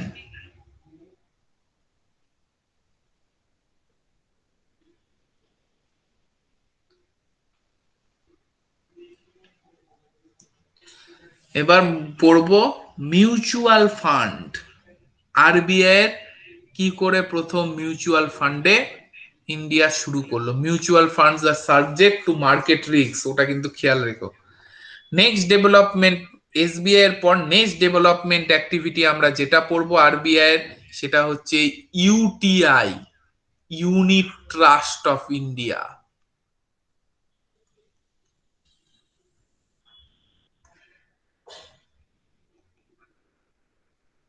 ইন্ডিয়া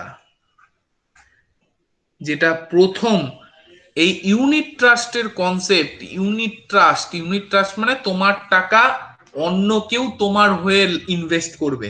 এই ইউনিট ট্রাস্টের কনসেপ্ট প্রথম যে দেশ এনেছিল সেটা হচ্ছে ইউকে। বাবা এনেছিল, ছেলে তো অ্যাডপ্ট করবেই। তো ইউনিট ট্রাস্ট প্রথম, আমার টাকা আমি ইনভেস্টমেন্ট করতে পারছি না, আমি জানি না, আমার ক্ষমতা নেই অত, আমার জ্ঞান নেই বিজনেস সম্পর্কে, তো আমার হয়ে অন্য কেউ আমার হয়ে ইনভেস্ট করে দেবে, সেই কনসেপ্টটাই হচ্ছে ইউনিট ট্রাস্ট। এবং সেটা প্রথমে এনেছিল ইউকে, প্রথম এই কনসেপ্টটা এনেছিল ইউকে, পরবর্তীকালে ইন্ডিয়া এটা অ্যাডপ্ট করেছিল। তো ইউকেতে এটা প্রথম এই জিনিসটা কে এনেছিল, খুব ইম্পর্টেন্ট, এই প্রথম এই কনসেপ্টটা ছিল ইয়ান ফেয়ারবার্ন। ঠিক আছে, ইয়ান ফেয়ারবার্ন, ইয়ান ফেয়ারবার্নের কনসেপ্ট ইউকে। 1931 সালে ইউনিট ট্রাস্টের এই কনসেপ্টটাকে ইয়ান ফেয়ারবার্ন নিয়েছিল, ইউনিট ট্রাস্টের জনক বলা হয় ওনাকে। তো ইন্ডিয়ার বুকে প্রথম ইউনিট ট্রাস্ট, ইন্ডিয়াতেও প্রয়োজন মনে হচ্ছিল এটা করার, কারণ ইন্ডিয়া পর ধীরে ধীরে ডেভেলপড হচ্ছিল। তো প্রথম আরবিআই 1963 সালে ইউটিআই অ্যাক্ট পাস করলো, unit trust of India act pass করলো।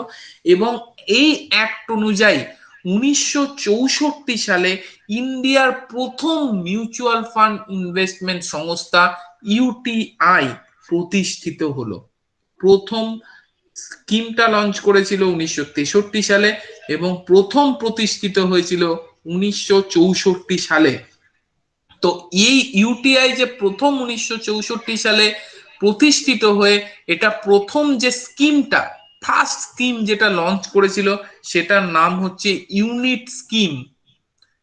ইউনিট স্কিম 1964, এটা হচ্ছে ইউনিট ট্রাস্ট অফ ইন্ডিয়া প্রথম পদক্ষেপ ইন্ডিয়ার বুকে, মিউচুয়াল ফান্ডের প্রথম পদক্ষেপ। কিন্তু পরবর্তীকালে দেখো করেছিল আরবিআই। আরবিআই 1963 সালে ইউটিআই অ্যাক্ট পাস করে ইউটিআই কে 64-তে দাঁড় করিয়েছিল। কিন্তু আরবিআই হচ্ছে একটা, মানে কি বলবো, খুব কষ্ট পাওয়া একজন প্রেমিক বলতে পারো। কারণ আরবিআই যেটাই করেছিল, পরবর্তীকালে গভর্নমেন্ট অফ ইন্ডিয়া ওটাকে আরবিআই থেকে কেড়ে নিয়েছিল। এটার ক্ষেত্রে অন্যথা হয়নি, করেছিল আরবিআই, এটাকে দাঁড় করিয়েছিল আরবিআই। কিন্তু 1978 সালে আরবিআই থেকে এই সম্পূর্ণ ইউটিআই এর দায়িত্ব কেড়ে নিয়ে গভর্নমেন্ট অফ ইন্ডিয়া নিজে হাতে ওটা আইডিবিআই কে দিয়ে দেয়। কাকে দিয়ে দিয়েছিল? আইডিবিআই কে দিয়ে দিয়েছিল। ঠিক আছে, তাহলে করলো বেটা আরবিআই, দাঁড় করালো আরবিআই, কিন্তু ওই যে কিছুদিন পর গভর্নমেন্ট অফ ইন্ডিয়া ওটাকে কেড়ে নিয়ে আইডিবিআই এর হাতে দিয়ে দিল। নরসিংহ রাও allowed the private sector to enter Indian mutual, দেখো ইন্ডিয়ার মিউচুয়াল ফান্ডে কোন প্রাইভেট কোম্পানির কিন্তু প্রবেশের অধিকার ছিল না। ইউটিআই একা এবং একমাত্র, এর ইউটিআই এর কোনো কম্পিটিটর ছিল না, মনোপলি মার্কেট, ইউটিআই একাই ছিল মিউচুয়াল ফান্ডে, আর কোনো কোম্পানি ছিল না। কিন্তু পরবর্তীকালে ভারতের যখন এলপিজি মডেল হলো, অর্থাৎ লিবারাইজেশন, প্রাইভেটাইজেশন, গ্লোবালাইজেশন হলো, ভারতের ইকোনমিকে বিশ্বের দরবারে মুক্ত করে দেওয়া হলো, তখন নরসিমা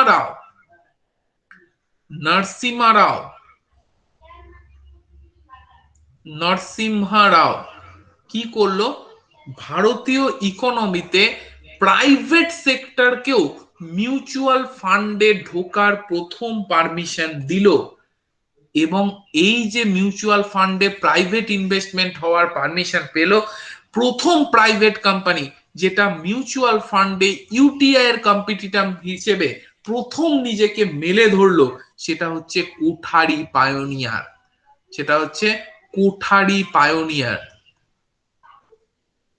কত সালে এই যে প্রাইভেটের মিউচুয়াল ফান্ডে আসার পারমিশন দিয়েছিল? 1991-92 লিবারাইজেশন, প্রাইভেটাইজেশন, গ্লোবালাইজেশনের সময়। আর কোঠারি পায়োনিয়ার নিজেকে ইন্ট্রোডিউস করলো দ্বিতীয় কোম্পানি হিসেবে মিউচুয়াল ফান্ডের। কবে? 1 নভেম্বর 1993, 1993 সালে। তার মানে ভাবো 1964 সালে প্রতিষ্ঠা থেকে 1993 1 নভেম্বর অবধি ময়দানে একা ছিল ইউটিআই। একা মিউচুয়াল ফান্ডকে রুল করেছে ইউটিআই, যার কোনো কম্পিটিটর ছিল না। 1993 1 নভেম্বর পিভি নরসিমা রাওয়ের সৌজন্যে, ভারতবর্ষের লিবারাইজেশন, প্রাইভেটাইজেশন, গ্লোবালাইজেশনের সৌজন্যে কোঠারি পায়োনিয়ার প্রথম কোম্পানি হিসেবে ইউটিআই কে চ্যালেঞ্জ ছুড়ে দিল এবং মিউচুয়াল ফান্ডের মার্কেটে নিজের পথপ্রবেশ ঘটালো।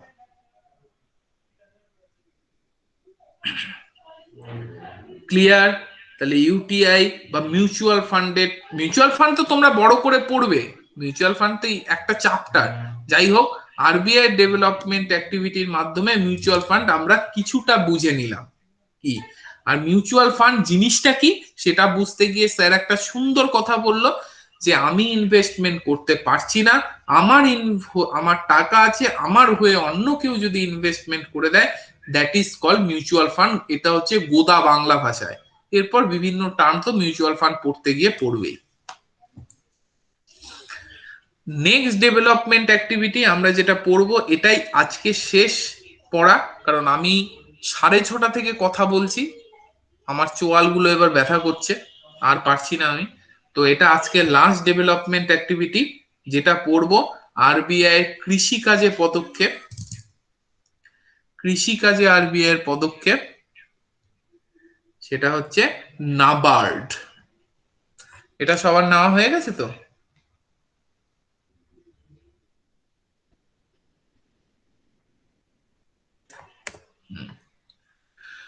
নেক্সট কাজ, চলো নেক্সট আমরা পড়বো এগ্রিকালচার। এগ্রিকালচারে আরবিআই এর কি ভূমিকা আছে? এগ্রিকালচারের ভূমিকা বলতে গেলে আরবিআই যে সংস্থার কথা বলতে হয় সেটা হচ্ছে আরবিআই যেটাকে প্রতিষ্ঠা করেছে, that is NABARD, national bank for agriculture and rural development, NABARD. চলো নাবার্ড এইটুকু পড়লে তো হবে না, আগে দেখে নি। একটা সংস্থা ছিল এসিডি, আমরা একটু পিছনে যাচ্ছি, ইতিহাসটাকে দেখছি। এসিটি গভর্নমেন্টের সংস্থা, এগ্রিকালচারাল ক্রেডিট ডিপার্টমেন্ট। এটা গভর্নমেন্টের হয়ে এগ্রিকালচারকে ক্রেডিট সরবরাহ করত, অর্থাৎ কৃষকদের ঋণের ব্যবস্থা করত গভর্নমেন্টের সংস্থা, যেটার নাম ছিল এগ্রিকালচারাল ক্রেডিট ডিপার্টমেন্ট। ক্রেডিট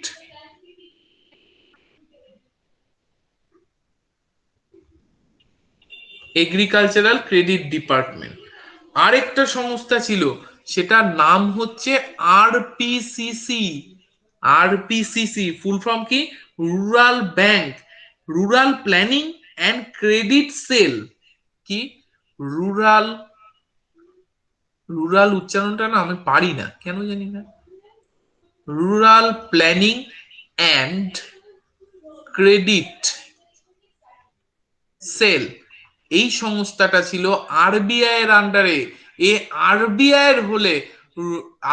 এর হলে রুরাল এরিয়ায়, মানে গ্রাম্য এলাকায় ক্রেডিট কিভাবে লোন দেওয়া যায়, আরবিআই এর হয়ে কাজ করত। কাজ করতো কে? গভর্নমেন্ট অফ ইন্ডিয়ার হয়ে। কাজ করতো কার হয়ে? আরবিআই এর হয়ে। আর একটা সংস্থা ছিল যেটা হচ্ছে এআরডিসি। এআরডিসি মানে কি? Agricultural refinance and development corporation. কি? প্রত্যেকটা জিনিস ইম্পর্টেন্ট, এটা পড়বো না ওটা বাদ দেবো ভেবো না। Agricultural refinance and development corporation, এটাও গভর্নমেন্ট অফ ইন্ডিয়ার আন্ডারে ছিল। এআরডিসি, এই এআরডিসির পূর্বের নাম ছিল এআরসি। এআরসি মানে কি? Agricultural রিফিনান্স corporation. ডেভেলপমেন্টটা ছিল না, এটা ছিল এগ্রিকালচারাল রিফিনান্স কর্পোরেশন, যেটা তৈরি হয়েছিল 1963-তে।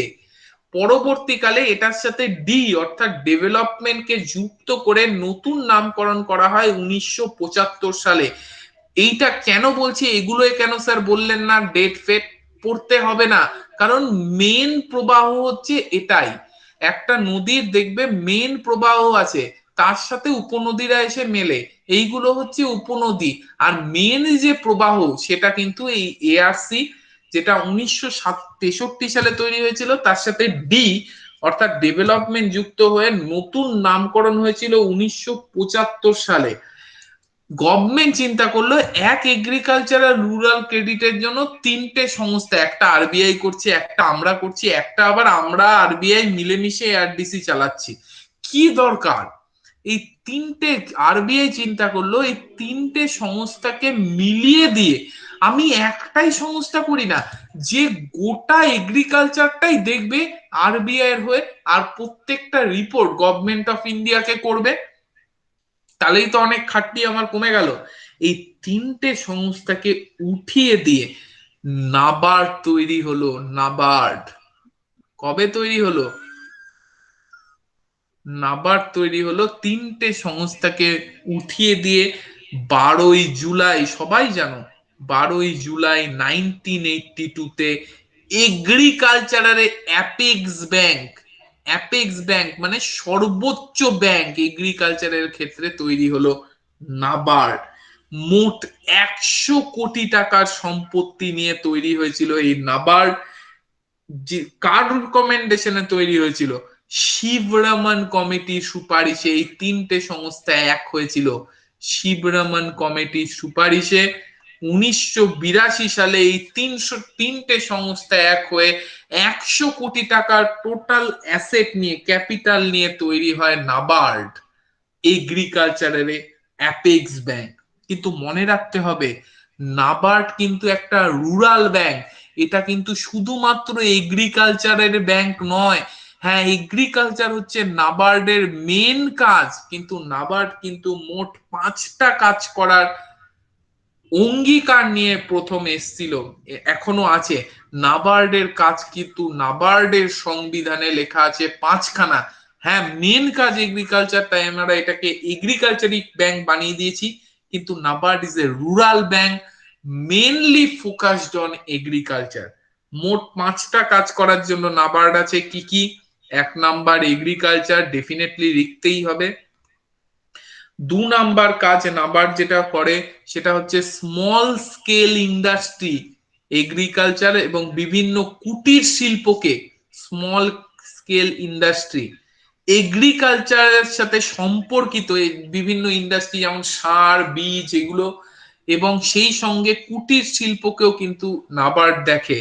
3 number cottage and village industry, cottage and village industry, এই মাটির হাড়ি ফাড়ি তৈরি করছে, এইগুলোকে দেখাও নাবার্ডের কাজ। তারপর কি? হ্যান্ডিক্রাফট, বিভিন্ন আদিবাসী যে আর্ট কাজগুলো আছে হ্যান্ডিক্রাফট, সেগুলোকে দেখাও নাবার্ডের কাজ। আর 5 নাম্বার ইকোনমিক অ্যাক্টিভিটি, যে কোনো ইকোনমিক অ্যাক্টিভিটি, সেটা ইকোনমিক্যালি মানুষদের শিক্ষিত করা হোক, হিসেবপত্র বোঝানো হোক, economic activity in rural area, এটাও কিন্তু নাবার্ডের কাজ।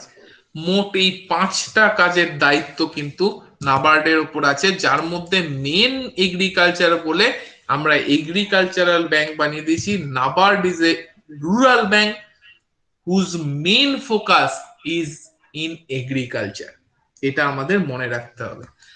100 কোটি টাকার সম্পত্তি নিয়ে আরবিআই নাবার্ড শুরু করলেও আরবিআই আগেই বলেছি হেরে যাওয়া প্রেমিক হচ্ছে আরবিআই। নাবার্ডকেও ঠিক যেরকম ইউটিআই কে কেড়ে নেওয়া হয়েছিল, নাবার্ডকেও ঠিক তেমনই আরবিআই এর হাত থেকে কেড়ে নেওয়া হয়েছে।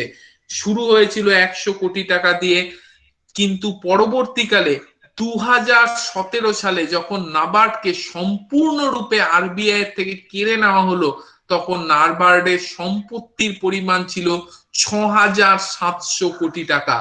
এই 6,700 কোটি টাকা নাবার্ডকে 2017 সালে পুরোপুরি আরবিআই এর হাত থেকে কেড়ে নিয়ে গভর্নমেন্ট অফ ইন্ডিয়া নিজের হাতে নিয়ে নেয়। গভর্নমেন্ট অফ ইন্ডিয়া নিজের হাতে নিয়ে নেয় 6,700 কোটি টাকার নাবার্ডকে 2017 সালে পরিপূর্ণ 100%ই আরবিআই থেকে ছিনিয়ে নেয়। তো এটাও আমাদের মনে রাখতে হবে। নাবার্ড কিভাবে কাজ করে মনে রাখবে, নাবার্ড কৃষকদের জন্য বা রুরাল এরিয়ার জন্য কাজ করলেও আমরা যেমন আরবিআই যেমন ব্যাংকার হিসেবে কাজ করে, কিন্তু আমরা কি আরবিআই গিয়ে এটিএম ডেবিট কার্ড করতে পারি? আমরা কি আরবিআই গিয়ে সেভিংস অ্যাকাউন্ট করতে পারি? কখনো নয়। আমরা ব্যাংকে গিয়ে করি এবং ব্যাংকগুলো আরবিআই এর কাছে করে, তাই না? ঠিক তেমনিও কোনো কৃষক নাবার্ডে গিয়ে লোন নিতে পারবে না। নাবার্ড অ্যাপেক্স ব্যাংক, সে বস ওপরে বসে আছে। নাবার্ড কোনো ছোট লোকের সাথে কথা বলে না। তো নাবার্ডে গিয়ে তুমি কখনো লোন নিতে পারবে না। তাহলে স্যার নাবার্ড কাজ করে কিভাবে? নাবার্ড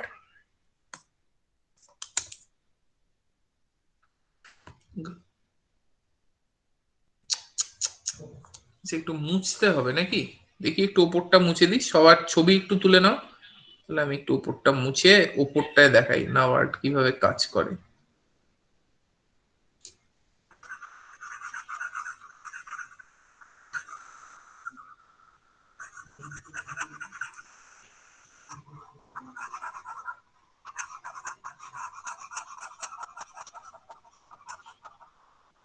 আচ্ছা, নাবার্ড কিভাবে কাজ করে দেখে নাও।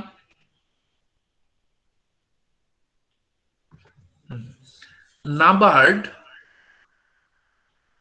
নাবার্ড নিজে কখনো কাজ আর কৃষকদেরকে লোন দেয় না। নাবার্ড যেটুকু টাকা খরচা করার সেটা খরচা করে কোথায় গিয়ে? নাবার্ড দেয় হচ্ছে কোঅপারেটিভ ব্যাংকে। বিভিন্ন যে কোঅপারেটিভ ব্যাংক আছে নাবার্ড সেগুলোকে দেয় কোঅপারেটিভ ব্যাংক। কোঅপারেটিভ ব্যাংক দেয় কাকে? রিজিওনাল রুরাল ব্যাংকে, আরআরবি কে। আরআরবি কাকে দেয়? আরআরবি দেয় হচ্ছে ফার্মারদেরকে। যেখানে কোঅপারেটিভ ব্যাংক নেই সেখানে এই আরআরবি নেই, সেখানে কোঅপারেটিভ ব্যাংক ডিরেক্ট ফার্মারদের দেয়। আর যেখানে কোঅপারেটিভ ব্যাংক বা আরআরবি কোনোটাই নেই সেক্ষেত্রে নাবার্ড কমার্শিয়াল ব্যাংক, অর্থাৎ এই যে এসবিআই, পাঞ্জাব ন্যাশনাল ব্যাংক আছে সেগুলোকে দেয়। সেগুলো তখন কি করে? ফার্মারদের দেয়। তাহলে আরবিআই প্রথম দেওয়ার নিয়ম হচ্ছে আরবিআই প্রথম খুঁজবে কাদের? কোঅপারেটিভ ব্যাংকে। কোঅপারেটিভ ব্যাংক নিজেরা দেবে না, তারা প্রথম খুঁজবে আরআরবি কে। আরআরবি কে পেয়ে গেলে ভালো, আরআরবি ফার্মারদের দিচ্ছে। কোঅপারেটিভ ব্যাংক আরআরবি কে খুঁজে পেল না, তখন আর কোঅপারেটিভ ব্যাংক নিজেই ফার্মারদের কাছে চলে যাবে, দেবে। আর নাবার্ড যদি কোঅপারেটিভ ব্যাংকই খুঁজে না পায় তাহলে তো আরআরবি খোঁজার প্রশ্নই নেই। তাহলে নাবার্ড কাকে দেবে? কমার্শিয়াল ব্যাংকের মাধ্যমে সেই এরিয়াগুলোয় যাবে। নাবার্ড নিজে কিন্তু কখনো ফার্মারদের কাছে যায় না, because he is the apex bank. Apex bank মানে সর্বোচ্চ ব্যাংক। পরিষ্কার? তাহলে এগ্রিকালচার বোঝা গেল। এবার ইন্ডাস্ট্রিতে আসবো। আজকে আর আসবো না, ইন্ডাস্ট্রি পরের দিনে আসবো, আজকে এই অবধি থাক। নেক্সট দিন এইটুকু শেষ করে আমরা ক্রেডিট কন্ট্রোলে ঢুকে যাব। ধন্যবাদ দেবজানী। বুঝেছো তো সবটা? সবাই যেটুকু বুঝাতে চেয়েছি বুঝতে পেরেছো তো? খুব ইম্পর্টেন্ট চ্যাপ্টার কিন্তু আরবিআই।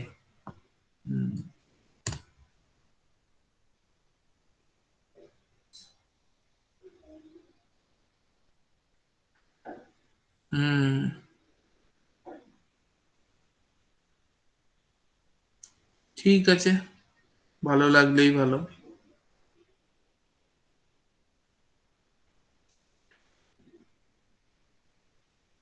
ফেব্রুয়ারি মাসে তোমাদের সাথে দেখা হবে। তোমাদের অনেকের সাথে আমার কোনো পরিচয়ই নেই কোনোদিন, কারণ তোমাদের আমি তো অফলাইন ব্যাচে সব ক্লাস নিতাম না, সব ব্যাচে নিতাম না, ওই দুটো একটা যেগুলো পুরোনো ব্যাচ মেনলি সেগুলোই নিতাম।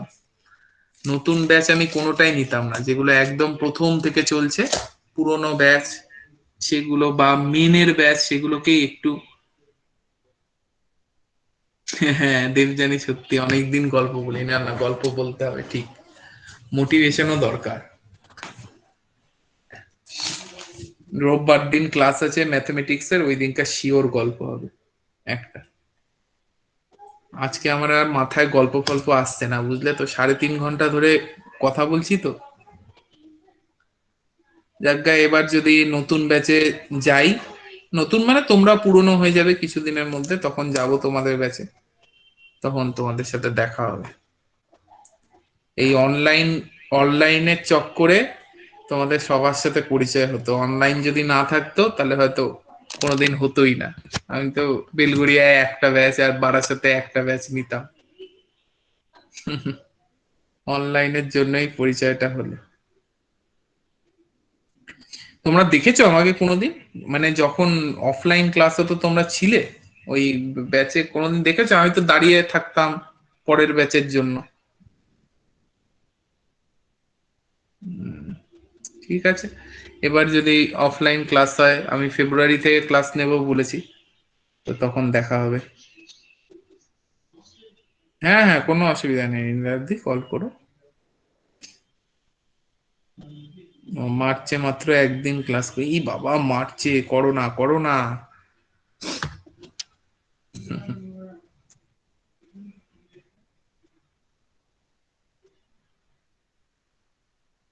আচ্ছা, অনলাইনে ক্লাস শুরু করেছে, হ্যাঁ ভালো, অনলাইনেই করো। অনলাইনে করার অনেক সুবিধা আছে, কি বলতো, ঘরে বসে বসে কাজ হয়, ক্লাস সময়টা নষ্ট হয় না যাতায়াতে, আর সাবজেক্ট গুলো ক্লাসগুলো আবার রিপিট দেখা যায়, তো অনলাইনেই সুবিধা। অফলাইনে এত তাড়াতাড়ি কখনো সিলেবাস শেষ হয় না, অনলাইনে যতটা তাড়াতাড়ি সিলেবাস শেষ হয়। হুম হুম। ঠিক আছে অর্পিতা, অনলাইনেই না হয় একদিন সামনে এসে পড়াবো বোর্ডে, তখন দেখে নেবে। আমার কাছে ওই সেট আপও আছে, ক্যামেরা ট্যামেরা স্ট্যান্ড ল্যাপেল, বোর্ডেও আমি চাইলে পড়াতে পারি, একই রকম লাগবে। তা একদিন না হয় বোর্ডে পড়িয়ে দেবো তোমাদের।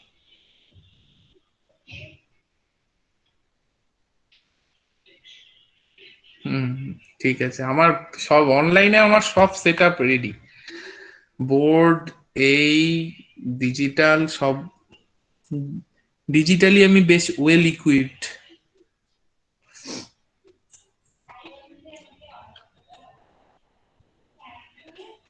ঠিক আছে, চলো, গুড নাইট, রোববার দিন দেখা হবে। বন্ধ করলাম। স্যার কোথায়? স্যার হারিয়ে গেছে তাই তো?